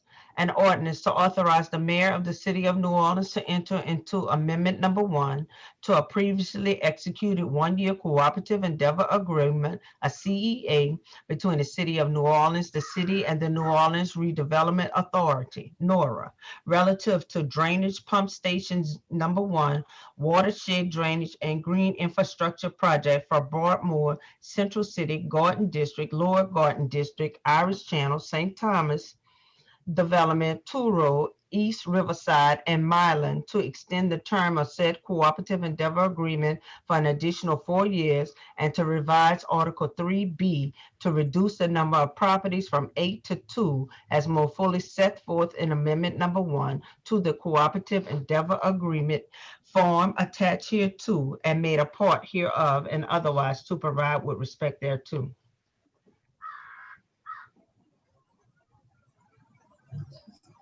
Thank you, Madam Clerk. I know we have from the administration, Joe Thread and Kim DeLarge, if there are any questions. And do we have any public comment? No, sir, we don't have any more. Oh, awesome. So with that, I move to approve the ordinance, but if there are any questions, we do have representatives from the administration present to be able to clarify any questions. But if there are none, can I get a second? Second. Thank you. Madam Clerk. Councilmember Wynn. Yay. Councilmember Brissette. Yay. Councilmember Gustafson Palmer. Yay. Councilmember Moreno. Yay. Councilmember Banks. Yay. Councilmember Jeruso. Yay. 6 yeas, no nays, and the ordinance is adopted. We're now going to go back to the regular order. We're on page 24. Zoning docket 8320 has been deferred to January 28th. On top of page 26, legislative grouping. We have zoning docket 8420, New Orleans Redevelopment Fund 2 LLC, requesting a conditional use to permit an established multifamily dwelling in an HURD2 historic urban two-family residential district and an HUC historic urban corridor use restriction overlay district on square 329 lot 3 in the second municipal district bounded by North Jersey Street, the Enville Avenue, Contour Street, and North Russia Blade Street. Municipal addresses 322 through 324 North Jersey Street. The recommendation of the City Planning Commission being for approval, subject to 3 provisos. We have motion M2116 by Councilmember Banks, a motion approving zoning docket 8420 and granting the conditional use subject to 3 provisos as provided in the City Planning Report. Thank you, Madam Clerk. Stephen. Thank you, Council Member. This is a established multifamily residential conditional use application, which seeks to take an existing 5-unit residential structure on North Dorgenois, near Broad and near the Greenway, and return it to use. The property has been vacant for a number of years and is zoned for 2-family residential. And so this is a vehicle for the multifamily residents to be restored to occupancy. The Planning Commission recommends approval of this, supports this. Bringing back these historic multifamily residences is a great way of restoring the city's housing stock. And this particular location is near transit on Broad, and it's near a park and Lafitte Greenway. So really a good opportunity for additional housing units. The Planning Commission recommends approval with 3 provisos. Stephen, thank you. I move that we approve this. Can I get a second? Second. Thank you. This too, folks, is this tune that I sing every meeting. We need housing. And this will put 5 units into Commerce, into an area of the city that is a desirable place to live. So I appreciate your supporting this. And Madam Clerk, if you would, please. Councilmember Banks. Yay. Councilmember Wynn. Yay. Councilmember Brissette. Yes. Councilmember Moreno. Yay. Councilmember Gustafson Palmer. Yay. Councilmember Jeruso. Yay. We have 6 yeas, no nays. Motion has been adopted. We're now on page 27. Zoning docket 9020 has been withdrawn. So ordered. We're now on top of page 28. We have a legislative group and a design review number 16820, Crescent City Developers, Mike Faber and Chris Robbins, requesting to appeal the University Area Interim Off-Street Parking Zoning District for property located at 917 Burdette Street. The recommendation of the City Planning Commission being for approval. We have motion M21-9 by Councilmember Jeruso. A motion granting the request appeal for 917 Burdette Street, subject to the provisos provided in the city planning report. Thank you, Madam Clerk. Okay, Stephen, you want to give us a presentation on these 5? Yes, thank you, Council Member. I'll do one presentation for these 5 applications, which are really siblings and can be discussed at once.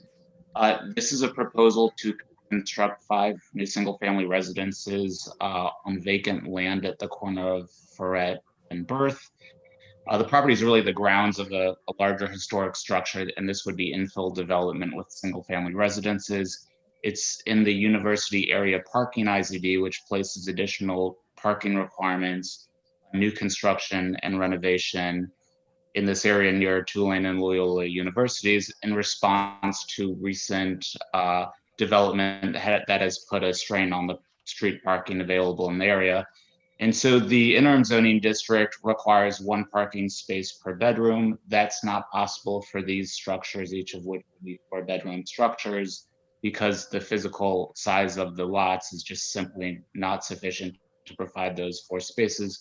Each structure will have 1 off-street parking space, which is consistent with the normal zoning requirements as well as what exists in the area. The staff of the Planning Commission finds this to be appropriate given that urban fabric and the baseline zoning requirements, and recommends that the appeals be granted. Thanks, Stephen. As usual, you got a lot of our recitation in there, so I appreciate your thorough report.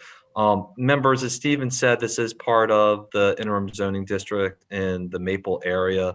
I would also note, just for everybody, that although there's 5 instruments, it's 1 developer and it's contiguous property. So in the time that this IZD has been instituted, this is only the 2nd appeal that we've gotten. These are clearly single-family homes, not doubles that will revert into dense student housing. The Maple Area Residents Association supports these appeals. And then also the applicant will still have to take the necessary steps to procure the subdivision of 913 and 917 Burdette as noted in M21-9 and M21-13. With that, I move to approve this appeal and grant the applicant's request with respect to M21-9. Second. Madam Clerk? Councilmember Jeruso. Yay. Councilmember Nguyen. Yay. Councilmember Brissette. Councilmember Brissette. Yay. Sorry. Councilmember Moreno. Yay. Councilmember Gissison Palmer. Yay. Councilmember Banks. Yay. We have 6 yeas, no nays, and the motion has been adopted. We're now on top of page 29. We have the legislative grouping design review 16920 Crescent City Developers, Mike Faber and Chris Roberts, requesting to appeal the university area interim off-street parking zoning district for property located at 933 Burdette Street. The recommendation of the City Planning Commission being for approval. We have motion M2110 by Councilmember Jeruso, a motion granting the requested appeal for 933 Burdette Street. Thank you. Move for approval. Second. Second by Councilmember Moreno. Councilmember Jeruso. Yay. Councilmember Nguyen. Yay. Councilmember Brissette. Yay. Councilmember Moreno.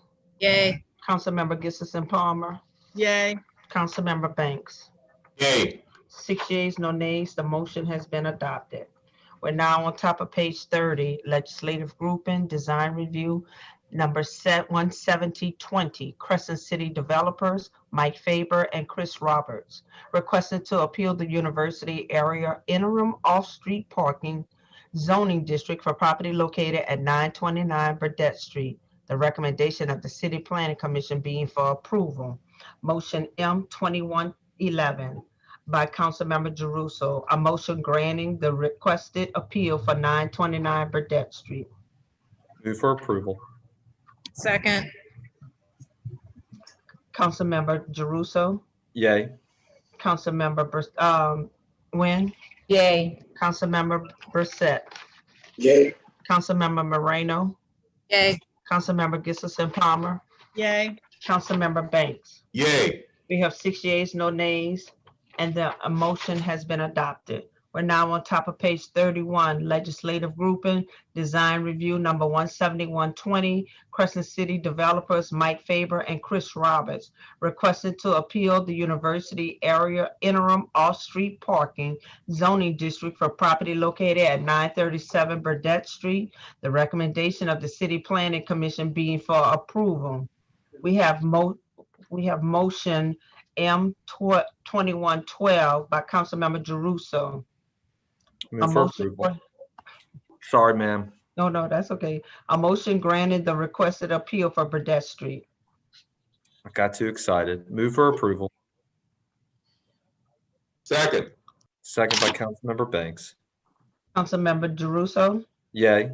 Councilmember Wynn. Yay. Councilmember Brissette. Maybe, yes. Councilmember Moreno. Yay. Councilmember Gissison Palmer. Yay. Councilmember Banks. Yay. We have 6 yeas, no nays. The motion has been adopted. We're now on top of page 32. Legislative grouping, design review 17220. Crescent City developers Mike Faber and Chris Roberts requesting to appeal the university area interim off-street parking zoning district for property located at 913 Burdette Street. The recommendation of the City Planning Commission being for approval. We have motion M2113 by Councilmember Jeruso. A motion granting the requested appeal for the 913 Burdette Street, subject to the provisos provided in the City Planning Report. Move for approval. Second. Second by Councilmember Moreno. Councilmember Jeruso. Yay. Councilmember Wynn. Yay. Councilmember Brissette. Yes. Councilmember Moreno. Yay. Councilmember Gissison Palmer. Yay. Councilmember Banks. Yay. We have 6 yeas, no nays, and the motion has been adopted. We're now on top of page 33, all matters. Ordinance calendar number 32,593 has been deferred to 225. Ordinance calendar number 32,930 has been deferred to 211. On top of page 34, ordinance calendar number 32,932 has been deferred to 211. On top of page 35, all matters. Ordinance calendar number 33,018 has been deferred to 211, and the amendment has been deferred to 211. On top of page 36, all matters. Ordinance calendar number 33,147 has been deferred to 128, and the amendment has been withdrawn. So ordered. On top of page 37, all matters. Ordinance calendar number 33,155 has been deferred to 128. Ordinance calendar number 33,156 has been deferred to 128. We're on top of page 38. Ordinance calendar number 33,183 has been deferred to 211. Ordinance calendar number 33,195 by Councilmember Brissette by request. An ordinance to amend ordinance number 28,550 MCS as amended, entitled an ordinance providing an operating budget of revenues for the city of New Orleans for the year 2021 to establish a budget in the Neighborhood Housing Improvement Fund for the Department of Safety and Permits towards hiring an assistant zoning administrator to coordinate the city's inclusionary zoning program and otherwise to provide with respect thereto. Thank you, Madam Clerk. Members, this is a budget ordinance to provide for the funding to the Department of Safety and Permits through the Neighborhood Housing and Improvement Fund to hire an assistant zoning administrator. The new position is needed to provide the oversight of the city's new inclusionary zoning program. We have Clarence Lyman with the CAO's office is here to answer any questions. I believe Councilmember Jeruso may have a comment. Council members, any questions? Mr. Lyman, you have anything to add? Oh, council member, I think you did well. It's just to establish that particular position in neighborhood housing improvement, out of the neighborhood housing improvement fund for Department of Safety and Permits. And I also have a representative, Tammy Jackson from Safety and Permits, available to answer questions as well. Hi, Ms. Jackson. Council member, if I may, real quickly. Yes, Councilmember Druso. Thank you. Yeah, I support this effort. I just want to make sure as we're looking at our land use issues, that an issue that's near and dear to all of our hearts, which is the STR office, doesn't get lost in the shuffle. And when it's appropriate to have that discussion near term about those positions, I just want to make sure we have that conversation publicly. Thanks, Clarence. I appreciate you bringing this today. Thank you, Councilmember Brissett. Thank you. Thank you, Councilmember Druso. And I totally agree. I know we all have those continuing STR issues, quality of life issues in our neighborhoods, in our respective districts. And I echo your sentiments, Councilmember Druso. Councilmember Palmer, were you signaling?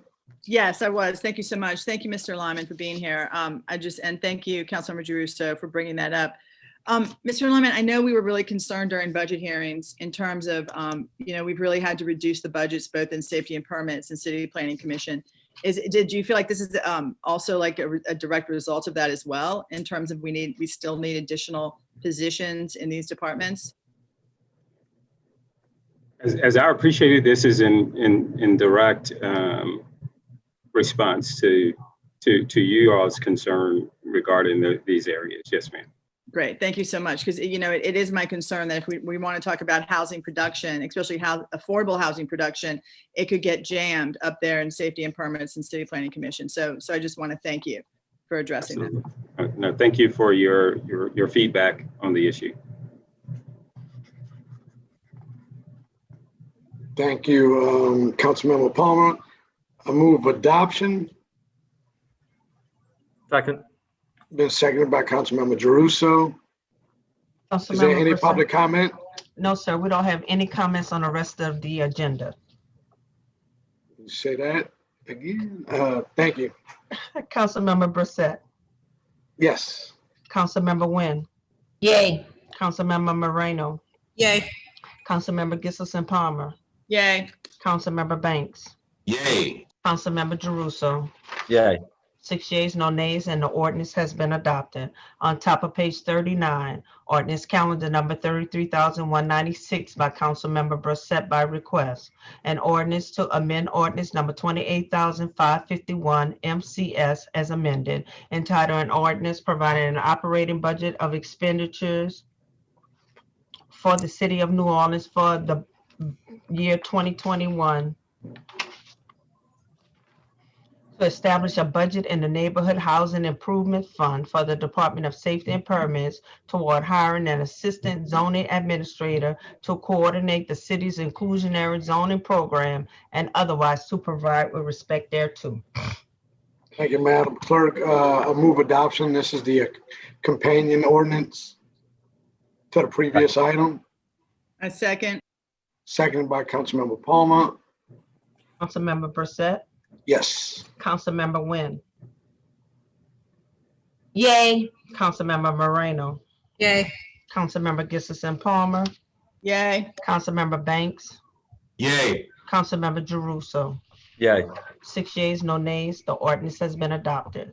On page 40, we have a legislative grouping. Ordinance calendar number 33,197 by council members Gissison Palmer and Banks by request.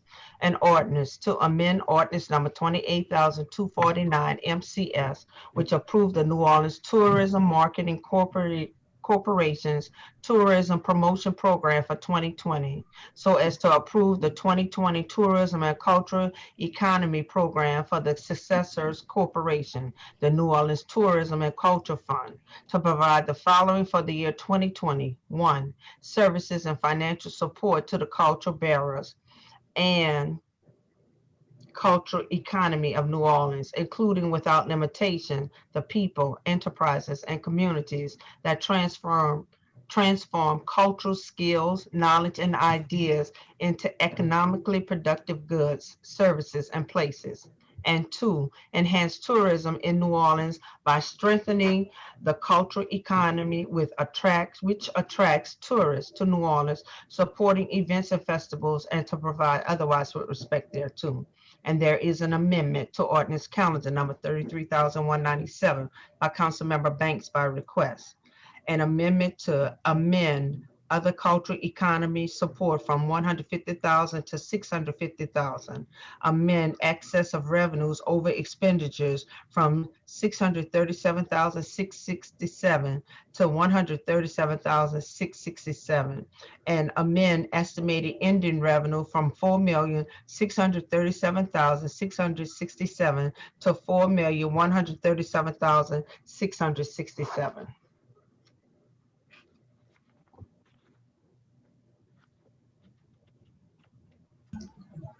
Councilmember Palmer?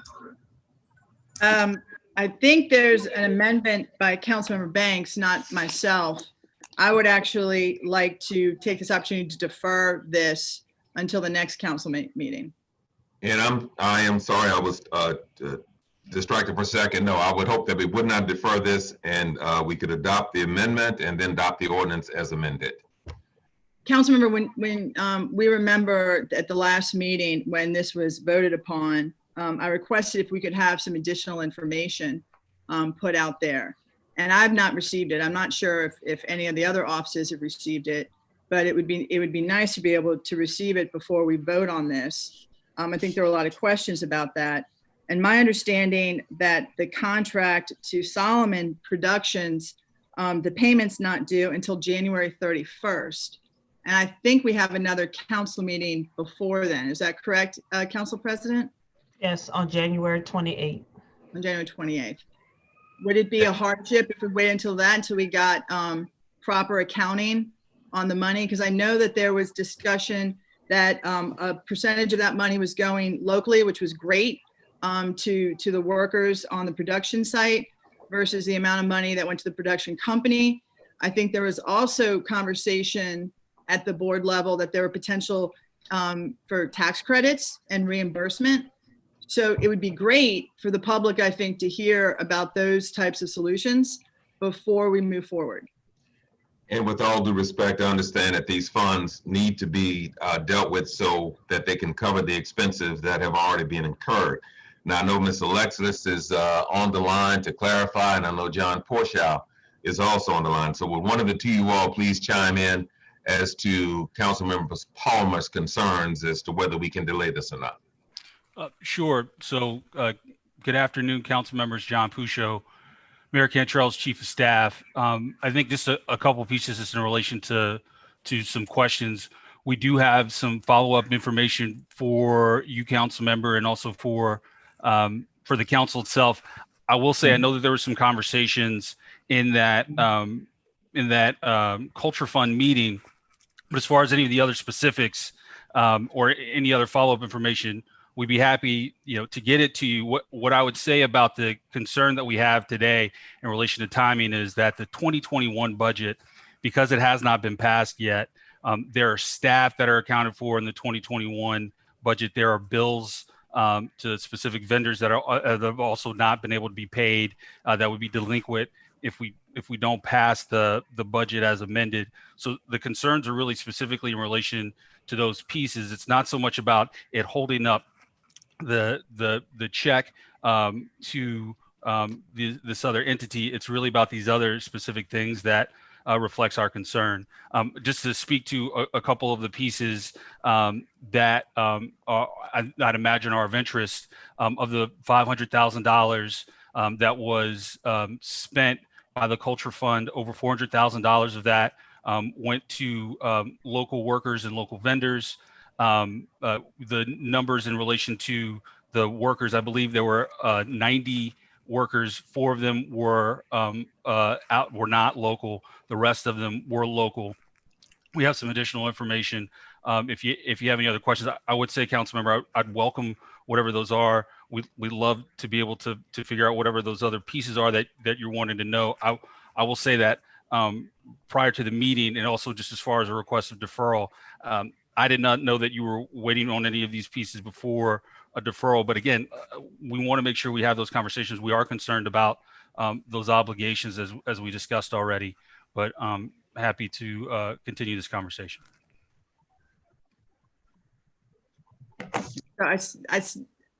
Well, and all these questions that I had raised actually at the NOTCF meeting. So they're not new questions. And then there was also discussion, and it was actually utilized to get the vote through, was the potential of tax credits as well. And I think, it would be great to know that the local workers, what type of wage they were paid, how many days it entailed, all of these questions, because when we redid that from NOTMC to NOTCF, it was really meant as a way of strengthening the mechanisms for ongoing and meaningful, council and participation, as well as public oversight. And I just feel that those pieces were missing because we had that meeting. It was called, I think, within less than 24 hours to vote on a $500,000 ticket item. And I appreciate that the administration felt the need for speed in this, considering it was for New Year's Eve. But I think we should use this time then to justify the expenditures and just give a really great accounting to how it was and what happened. So Councilmember, just a couple pieces in relation to this. We knew that there were some broader questions that you did bring up at the Culture Fund, but as far as the specifics of the wages and who went to what, and some of those other pieces, we did not know that there was any concern about a deferral until today in relation to any of these pieces. And we wanted to make sure that we provided you with some of the information that we had in relation to the amount of local workers. And again, the amount of money that was spent locally on that. This is not about not having, that conversation. I would also say that in delaying the vote on this, what we are delaying is the ability for the Culture Fund to actually do all of the things that you and the rest of the council members have been working along with the Culture Fund to do. This conversation at this point is over a year long. I think it's had a lot of really good dialogue about the programs that are needed. I think everybody knows that our cultural community is hurting, as there are so many other aspects of our community. And what we're trying to do is make sure that all that work that got done gets rolling, right? And specifically in relation to, all of those programs and all those things that have been worked on. That's not to say that there isn't any conversation about, the rest of these or making sure that we answer those questions and having that dialogue about that. But what I would say is what deferral today does is it does not make easier or harder that conversation about these other pieces. But what it does do is it prevents us from being able to begin the work that everybody involved has worked so hard on to get rolling. And so that's my other piece, and I'd be happy to answer any questions as best I can. Yeah, John, I totally agree with you. We got to get this money rolling for the overall budget, and I'm not disputing that. I think we can go ahead and move that forward, just hold back the amendment until we have more specific answers to that. That's just my request. And I absolutely take full responsibility for not giving a heads up to the administration with the deferral. That was really, quite frankly, I've been a little preoccupied the last 24 hours with the FQEDD that we were working on for the past couple of days. So please forgive me on that. So that was my fault, and I take full responsibility for it. I absolutely want to get this moving. You know how intimately my team has been working with your team and with Miss Lisa Alexis. Thank you so much for all of your hard work through this process. And we're very much willing to pass the entire budget to move forward so that we can continue the work. All I'm requesting is just to get some more information that I requested at the other previous meeting in terms of just the, the New Year's Eve celebration, and make sure that all these things that were great ideas that were put forward in the committee, because it happened so quickly, are actually laid out. And that's really all I'm requesting.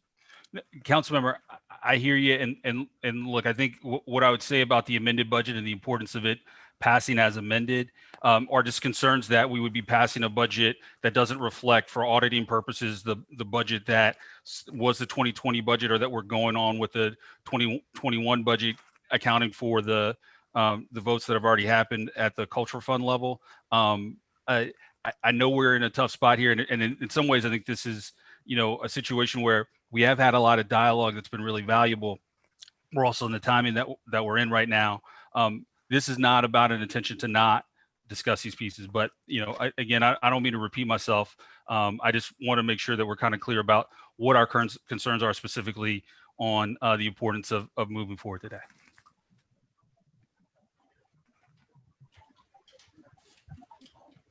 Well, again, I've voiced my opinion. I have no problem moving the budget forward. I would just like the amendment to be delayed until we have further information.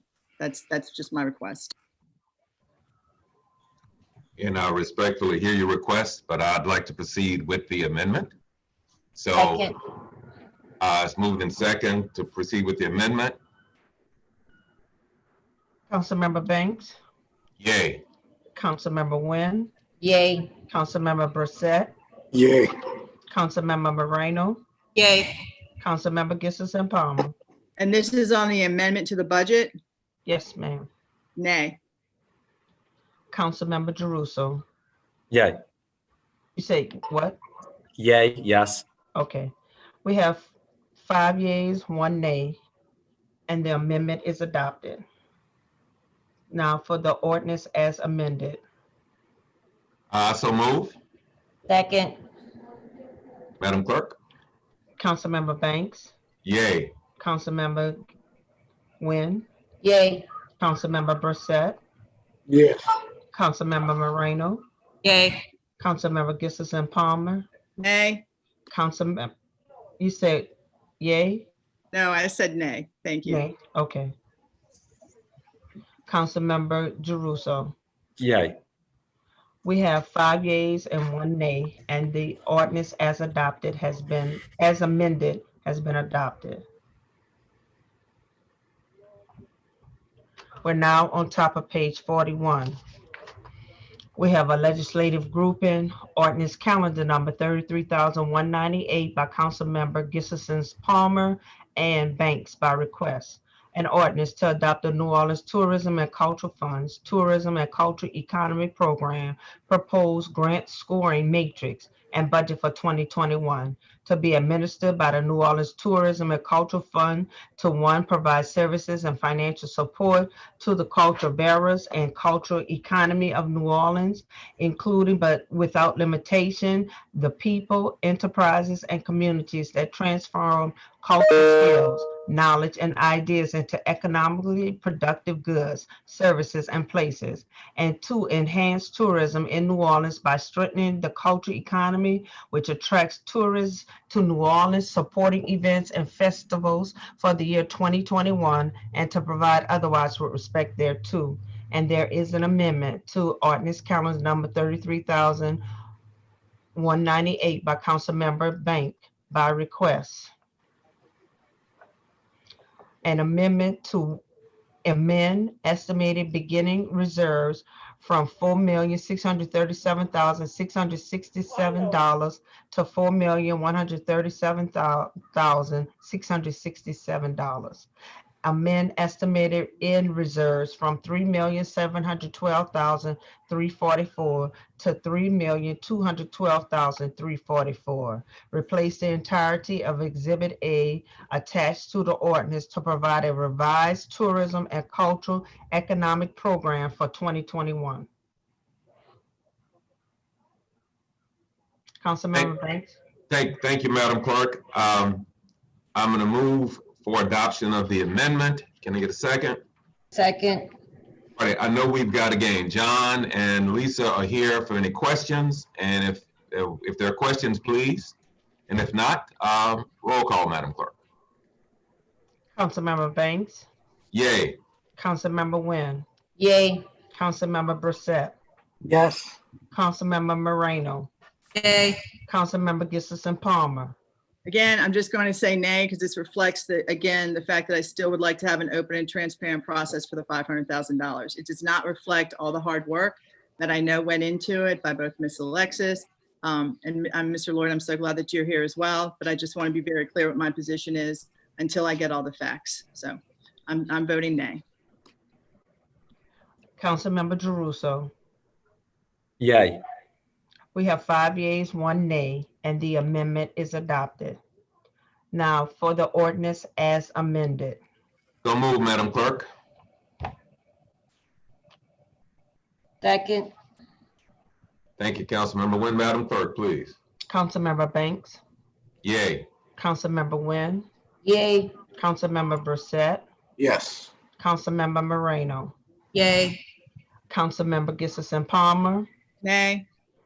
Councilmember Jeruso. Yay. 5 yeas, 1 nay, and the ordinance as amended has been adopted. Thank you, Council. We're now on top of page 42. We have ordinance calendar number 33,199 by Councilmember Brissette by request. An ordinance to authorize the mayor of the city of New Orleans to enter into amendment number 1 to a previously executed cooperative endeavor agreement, CEA, among the city of New Orleans, the city, the New Orleans Redevelopment Authority, NORA, and the Sewage and Water Board of New Orleans, SWBNO, relative to the implementation of stormwater mitigation project for Pontilly to extend the term of said cooperative endeavor agreement for an additional year and to provide an additional $16,500 to NORA for construction administration services as more, and that should be fully set forth in amendment number 1 to the cooperative endeavor agreement form attached hereto and made a part hereof and otherwise to provide with respect thereto. Thank you, Madam Clerk. Members, this is an ordinance amending the cooperative endeavor agreement for the current Pontilly Stormwater Management Mitigation Project that is currently undergoing. This Pontilly project is a FEMA-funded initiative, and this amendment is for the construction contractor expenses that the clerk just mentioned by another $16,000. It extends the length of the CEA by 1 year, and it's of course between the city, New Orleans Redevelopment Authority, Sewage and Water Board, and it's reimbursable after the expenses have been incurred. Mr. Joe Threat is on the line with the administration if anyone has any questions. If not, I'll move adoption. Second. Seconded by Councilmember Jeruso. Mr. Threat, if you have any, Mr. Threat, you have any comments? Hearing none. Councilmember Brissette. Yes. Councilmember Wynn. Yay. Councilmember Moreno. Yay. Councilmember Gissison Palmer. Yay. Councilmember Banks. Yay. Councilmember Jeruso. Yay. 6 yeas, no nays. The ordinance is adopted. At the bottom of the page, ordinance calendar number 33,200 has been deferred to January 28. On top of page 43, ordinance calendar number 33,201 by Councilmember Banks by request. An ordinance to authorize the mayor of the city of New Orleans to enter into an amendment to a previously executed cooperative endeavor agreement between the city of New Orleans, the city, and the state of Louisiana, Division of Administration, Office of Community Development regarding CDBG disaster recovery funds, grant funds, for the purpose of funding the city's activities under the CDBG Disaster Recovery Long-Term Community Recovery Program, to amend said cooperative endeavor agreement relative to its duration as more fully set forth in the amendment as fully set forth in Amendment Number 1 to the Cooperative Endeavor Agreement form attached hereto and made a part hereof, and otherwise to provide with respect thereto. Thank you, Madam Clerk. I'll move for adoption. Can I get a second? Second. Thank you, Councilmember Nguyen. These are funds, this is a pass-through funds from CDBG. The project was funded and is a benefit, and this is has no fiscal impact to the city. These are pass-through funds. So with that, we've got Margiana Willman on the line if there are any questions, and if not, Madam Clerk, would you please call the roll? Councilmember Banks? Yay. Councilmember Nguyen? Yay. Councilmember Brissette? Yes. Councilmember Moreno? Yay. Councilmember Gissison Palmer? Yay. Councilmember Jeruso? Yay. 6 yeas, no nays. The ordinance has been adopted. At the bottom of the page, ordinance calendar number 33,202 by Councilmember Gissison Palmer by request. An ordinance to authorize the mayor of the city of New Orleans to enter into a cooperative endeavor agreement between the city of New Orleans, the city and New Orleans and Company, N.O. and Company, a Louisiana nonprofit corporation, to allocate the proceeds of a tax on the occupancy of short-term rentals located in the city of New Orleans, the STR tax, authorized by the Louisiana Revised Statute 47-338.221 and levied pursuant to section 150-1261 of the Code of the City of New Orleans, which tax shall be used by the N.O. and Company to promote tourism in the city, as more fully set forth in the Cooperative Endeavor Agreement form attached hereto and made a part hereof, and otherwise to provide with respect thereto.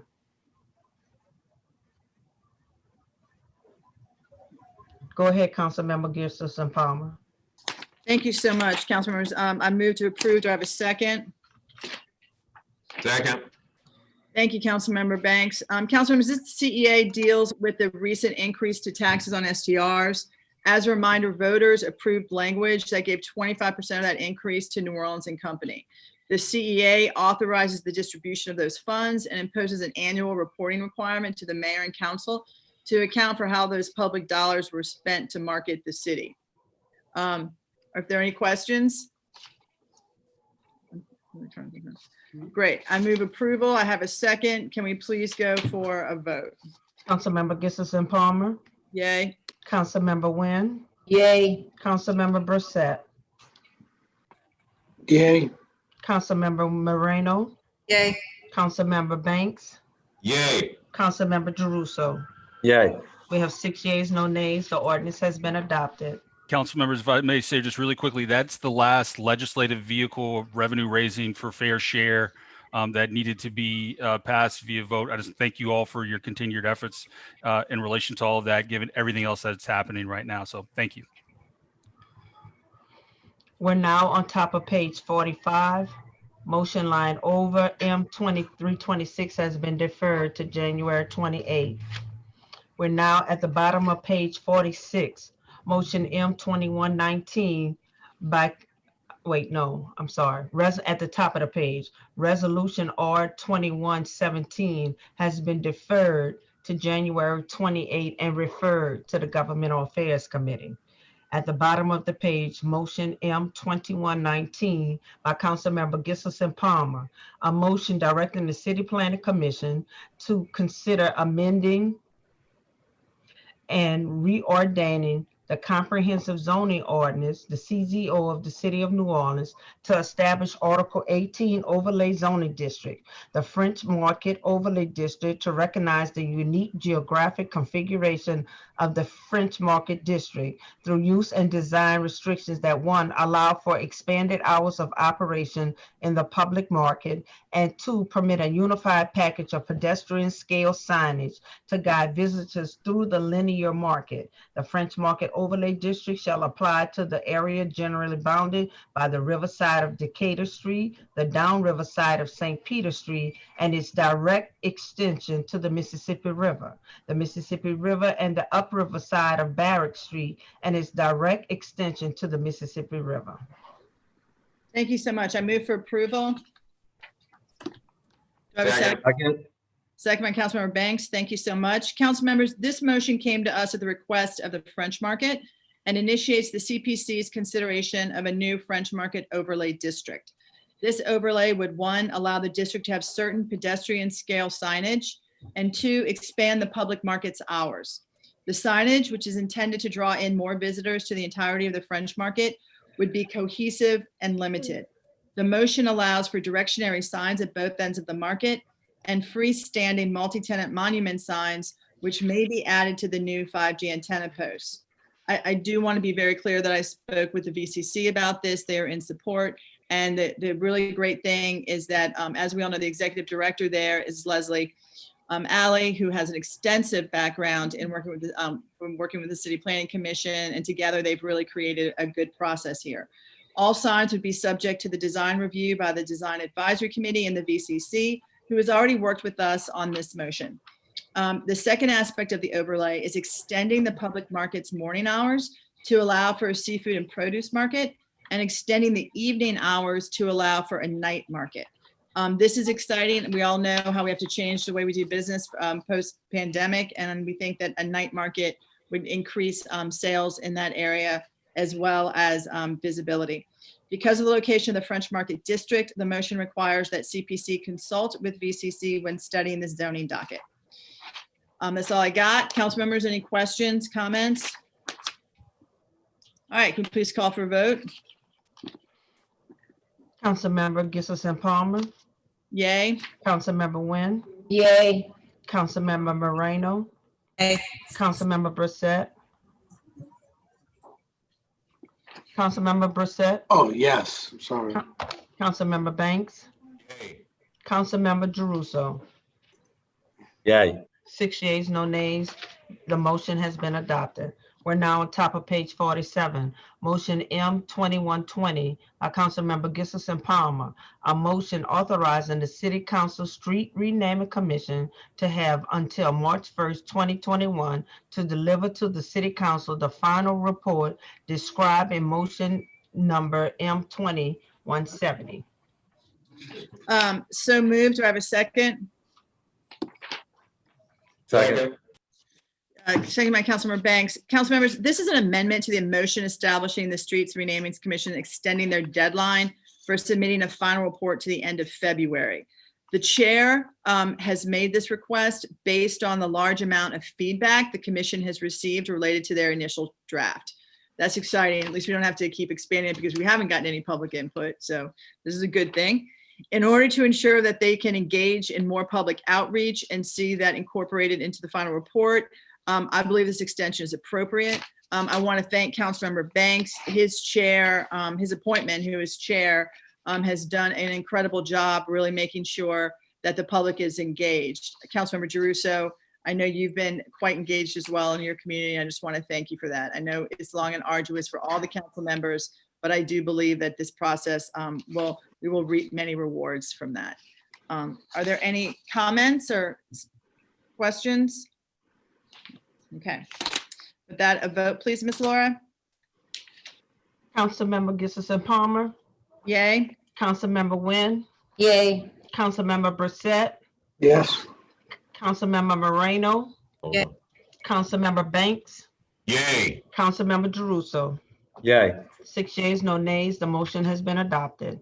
Motion M 2122 by Council Members Jeruso and Banks. A motion authorizing polling relocation for the spring municipal special congressional primary and general elections for Ward Precinct 13-7, 14-1, 14-5, 14-6, 14-8, and 14-9. Thank you, Madam Clerk. These are almost all in my district except for one with Councilmember Banks. They originally had been at Baby Bend, then there was construction, so went to Franklin Extension. Now we're moving most of them back to Baby Bend. So with that, I would move for approval. Second. Second by Councilmember Banks. Madam Clerk? Councilmember Jeruso, Yay. Councilmember Banks, Yay. Councilmember Nguyen, Yay. Councilmember Brissette, Yes. Councilmember Moreno, Yay.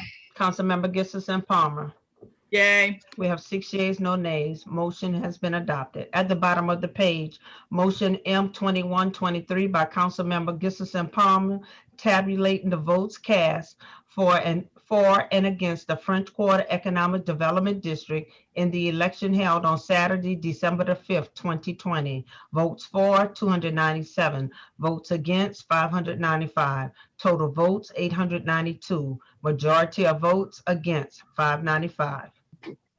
Move for approval. Do I have a second? Who second? Council President. Thank you. Councilmember Gissison Palmer, Yay. Councilmember Moreno, Yay. Councilmember Wynn, Yay. Councilmember Brissette, Yes. Councilmember Banks, Yes. Councilmember Jeruso. Yay. 6 yeas, no nays. The motion has been adopted. On top of page 48, we have motion M21-224 by Councilmember Moreno, tabulating the votes cast for and against the citywide propositions in the election held on Saturday, December the 5th, 2020. A citywide millage proposition number 1, public infrastructure millage. Votes for 30,557, votes against 39,582, total votes 70,139, majority of votes against 39,582. Citywide millage proposition 2, library and early childhood education millage. Votes for 29,992, votes against 40,476, total votes 70,468, majority of votes against 40,476. Citywide millage proposition number 3, public infrastructure millage. Votes for 30,837, votes against 38,941, total votes 69,778, majority of your votes against 38,941. Move adoption. Can I get a second? Second. I think that was Councilmember Banks. Yes, it was.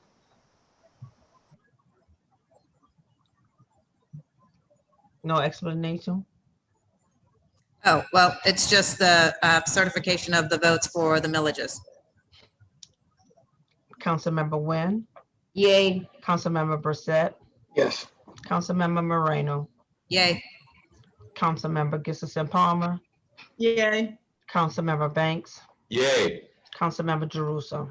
Yay. 6 yeas, no nays. The motion is adopted. We have motion M21-25 by Councilmember Moreno, confirming the following appointments made by the council president to the council's Criminal Justice Committee pursuant to Council Rule 38. The Criminal Justice Committee, Councilmember J.H. Banks, Chairperson, Councilmember Helena Moreno, Councilmember Cindy Wynn, Councilmember Kristen Gissison Palmer. We need to suspend the rules Rules? Okay. to add this.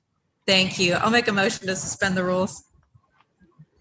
Can I get Second. and by Councilmember Jeruso?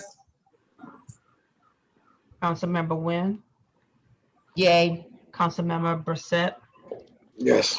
Councilmember Moreno, Yay. Councilmember Gissison Palmer, Yay. Councilmember Banks, Yay. Councilmember Jeruso. Yay. We have 6 yeas, no nays, and the motion has been added to the agenda. Thank you so much, Madam Clerk.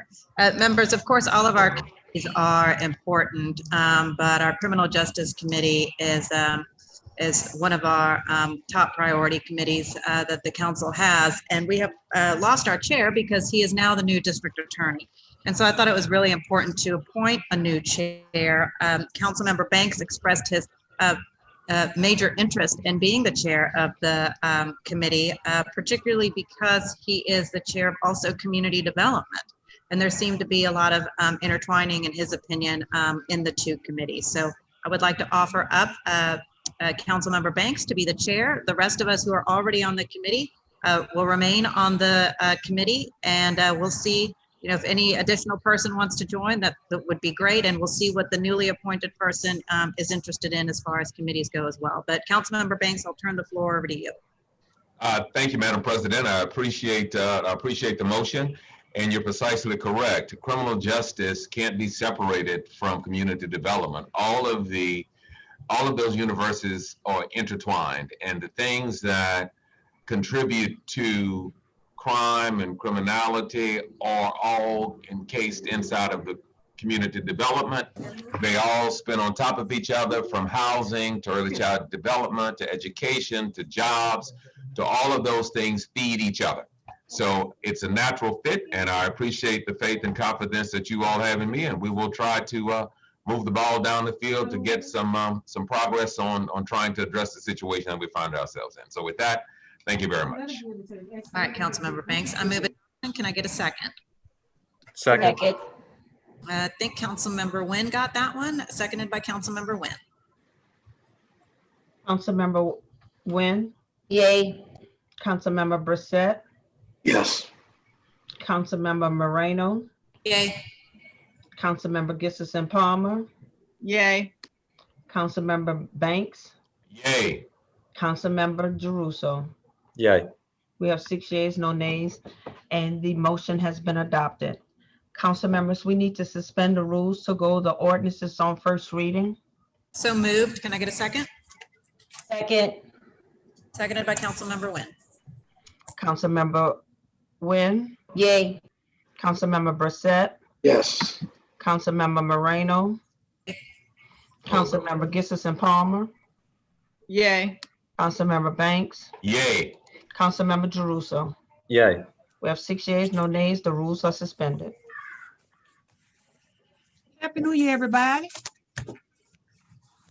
Happy New Year. Ordinance is on first reading. Ordinance calendar number 33,205 by Councilmember Brissette by request.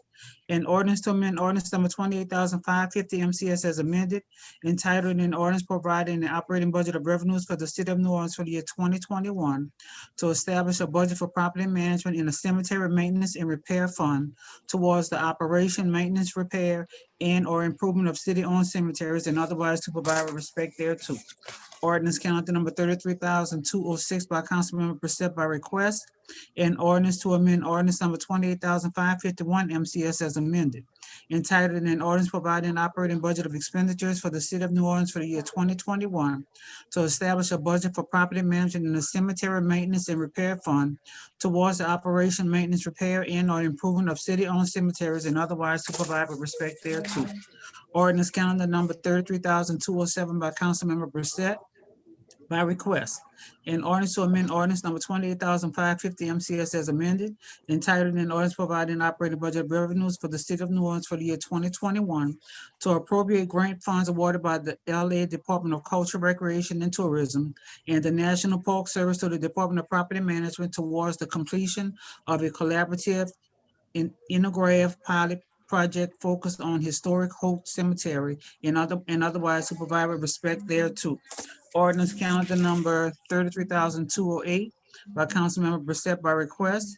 An ordinance to amend ordinance number 28,551 MCS as amended, entitled an ordinance providing an operating budget of expenditures for the city of New Orleans for the year 2021 to appropriate grant funds awarded by the LA Department of Culture, Recreation, and Tourism and the National Park Service to the Department of Property Management towards the completion of a collaborative ethnograph pilot program focused on historic Hope Cemetery and otherwise to provide respect thereto.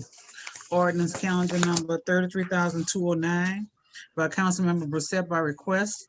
An ordinance to amend ordinance number 28,550 MCS as amended, entitled an ordinance providing an operating budget of revenues for the city of New Orleans for the year 2021 to appropriate Louisiana Commission on Law Enforcement grant fund towards the administration of Victims of Crime Act grant funds and otherwise to provide with respect thereto. Ordinance calendar number 33,210 by Councilmember Brissette by request. An ordinance to amend ordinance number 28,551 MCS as amended, entitled an ordinance providing an operating budget of expenditures for the city of New Orleans for the year 2021 to appropriate Louisiana Commission on Law Enforcement grant fund towards the administration of Victims of Crime Act grant funds and otherwise to provide with respect thereto.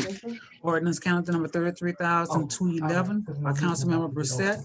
An ordinance to amend ordinance number 28,550 MCS as amended, entitled an ordinance providing an operating budget of revenues for the city of New Orleans for the year 2021 to appropriate grant funds awarded by J.P. Morgan Chase and Company through an agreement with the New Orleans Business Alliance towards the economic development of water management industry cluster in New Orleans and otherwise to provide respect thereto. Ordinance calendar number 33,212 by Councilmember Brissette by request. An ordinance to amend ordinance number 28,005 MCS as amended, entitled an ordinance providing an operating budget of expenditures for the city of New Orleans for the year 2021 to appropriate grant funds awarded by J.P. Morgan Chase and Company through an agreement with the New Orleans Business Alliance towards the economic development of the water management industry cluster in New Orleans and otherwise to provide with respect thereto. Ordinance calendar number 33,213 by Councilmember Gibson Palmer. An ordinance to establish a conditional use to permit a single-family residence in a general plan development district on square 129, lots 1 through 9, and portions of lots 10 through 14 in the 5th Municipal District bounded by Woodland Highway, East 3rd Street not constructed, Adams Street not constructed, and Jackson Street not constructed. Municipal addresses 4097 Adams Street and 3350 Highway 406, and otherwise to provide respect thereto. Zoning docket number 8520. Ordinance calendar number 33,214 by Councilmember Banks. An ordinance to grant a planned development in a C3 heavy commercial district in an enhancement corridor design overlay district on the entireties of squares 670 and 671 in the closed former portion of South Rendon Street between the two squares in the 1st Municipal District bounded by South Francis C. Norman Parkway, Callio Street, Euphorine Street, and South Lopez Street. Municipal addresses 1050 South Francis C. Norman Parkway, 4401 Callio Street, and 4440 through 4444 Euphorine Street, and otherwise to provide respect thereto. Zoning docket number 7220. Ordinance calendar number 33,215 by Councilmember Banks. An ordinance to affect a zoning change from a historic urban two-family residential district to a historic urban neighborhood mixed-use district on square 419, lot 9 or A2 in the 4th Municipal District bounded by 3rd Street, South Durbin Street, South Roman Street, and 2nd Street. Municipal addresses 3131 through 3133 3rd Street, and otherwise to provide respect thereto. Zoning docket number 7920. Ordinance calendar number 33,216 by Councilmember Banks. An ordinance to affect a zoning change from a medium intensity mixed use district to an historic urban two-family residential district on lots 102B-1, 102A, 1A, 2A, 3A, 109A, 108A, 107A, 106A, 105A, 104A, 103A, 101A, 100A, 97-1, 96A, 93, 93, 13, fronting 1st Street, AB 90, 89, 88, and 87, and from the medium intensity mixed use district to a historic urban neighborhood mixed use district on lots 11, 12, 13, fronting Rousseau Street, 14, 94, and 15A, located on square 46 in the 4th Municipal District, bounded by Rousseau Street, Saraparu Street, St. Thomas Street, and 1st Street. Municipal addresses 2342 to 2396 St. Thomas Street, 511 through 539 1st Street, 2347 to 2385 Rousseau Street, and 500 through 546 Saraparu Street, and otherwise to provide respect thereto. Zoning docket number 8020. Ordinance calendar number 33,217 by Councilmember Banks.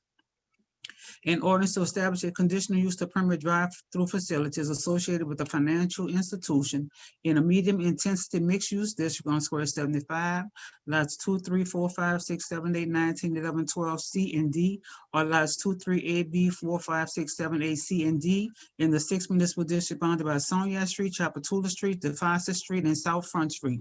Municipal addresses 400 through 420 Sonia Street, 5118 through 5124 Chapatula Street, and 5115 South Front Street, and otherwise to provide respect thereto. Zoning docket number 8120.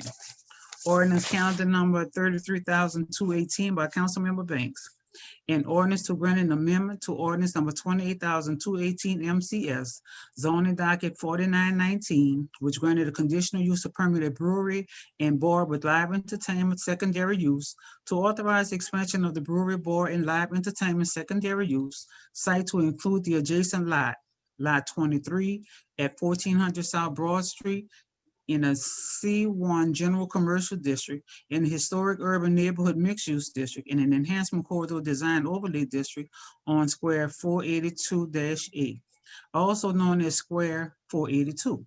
Lots 23, 19, 11, 12, and 13, and part of Lot 23 in the First Municipal District, bounded by Thalia Street, South Broad Street, Martin Luther King Jr. Boulevard, and South Dergenward Street. Municipal addresses 1400 South Broad Street, 3940 Thalia Street, and 3935 through 3943 Martin Luther King Jr. Boulevard, and otherwise to provide respect thereto. Zoning docket number 8920. Ordinance calendar 33,219 by Councilmember Gibson Palmer by request. An ordinance to provide for the designation of public property within specific areas of the city of New Orleans as a temporary clean zone during time period beginning at 6:00 a.m. Monday, September 27, 2021, and ending at 6:00 p.m. Monday, October 4, 2021, relative to the use of these public areas in conjunction with the 2021 French Quarter Festival, and during the time period of 6:00 a.m. Monday, July 26, 2021, and ending at 6:00 p.m. Monday, August 2nd, 2021, relative to the use of these areas in conjunction with the 2021 Satchmo Summer Fest and related activities and events produced by French Quarter Festivals Incorporated, to provide for the temporary prohibition of certain permits within the clean zone areas, to provide for the temporary prohibition of transactions of certain business and or commercial activity in the clean zone areas, to provide for the establishment of one or more public participation areas, to provide for the establishment of fines and penalties for violation of this ordinance, to establish the clean zone as 1, the area within the French Quarter as defined in section 166-2 of the Code of the City of New Orleans, and 2, the area generally bounded by the east bank of Mississippi River, Orange Street, Chapatula Street, Callio Street, Rampart Street, and Elysian Fields Avenue, including Waldenburg Riverfront Park, Spanish Plaza, Louis Armstrong Park, Crescent Park, and the Louisiana State Museum's New Orleans Jazz Museum at the Mint, and the airspace above the specified boundaries, and otherwise to provide with respect thereto. Ordinance calendar number 33,220 by Councilmember Brissette. An ordinance to establish a conditional use to permit an established two-family dwelling in a suburban single-family residential district on Square 4667, Lot 16 or D, in the 3rd Municipal District bounded by Lafayette Street, Pressburg Street, Vienna Street, and Bassett Street. Municipal addresses 5917 through 5919 Lafayette Street, and otherwise to provide with respect thereto. Zoning docket number 8720. Ordinance calendar 33,221 by Councilmember Brissette.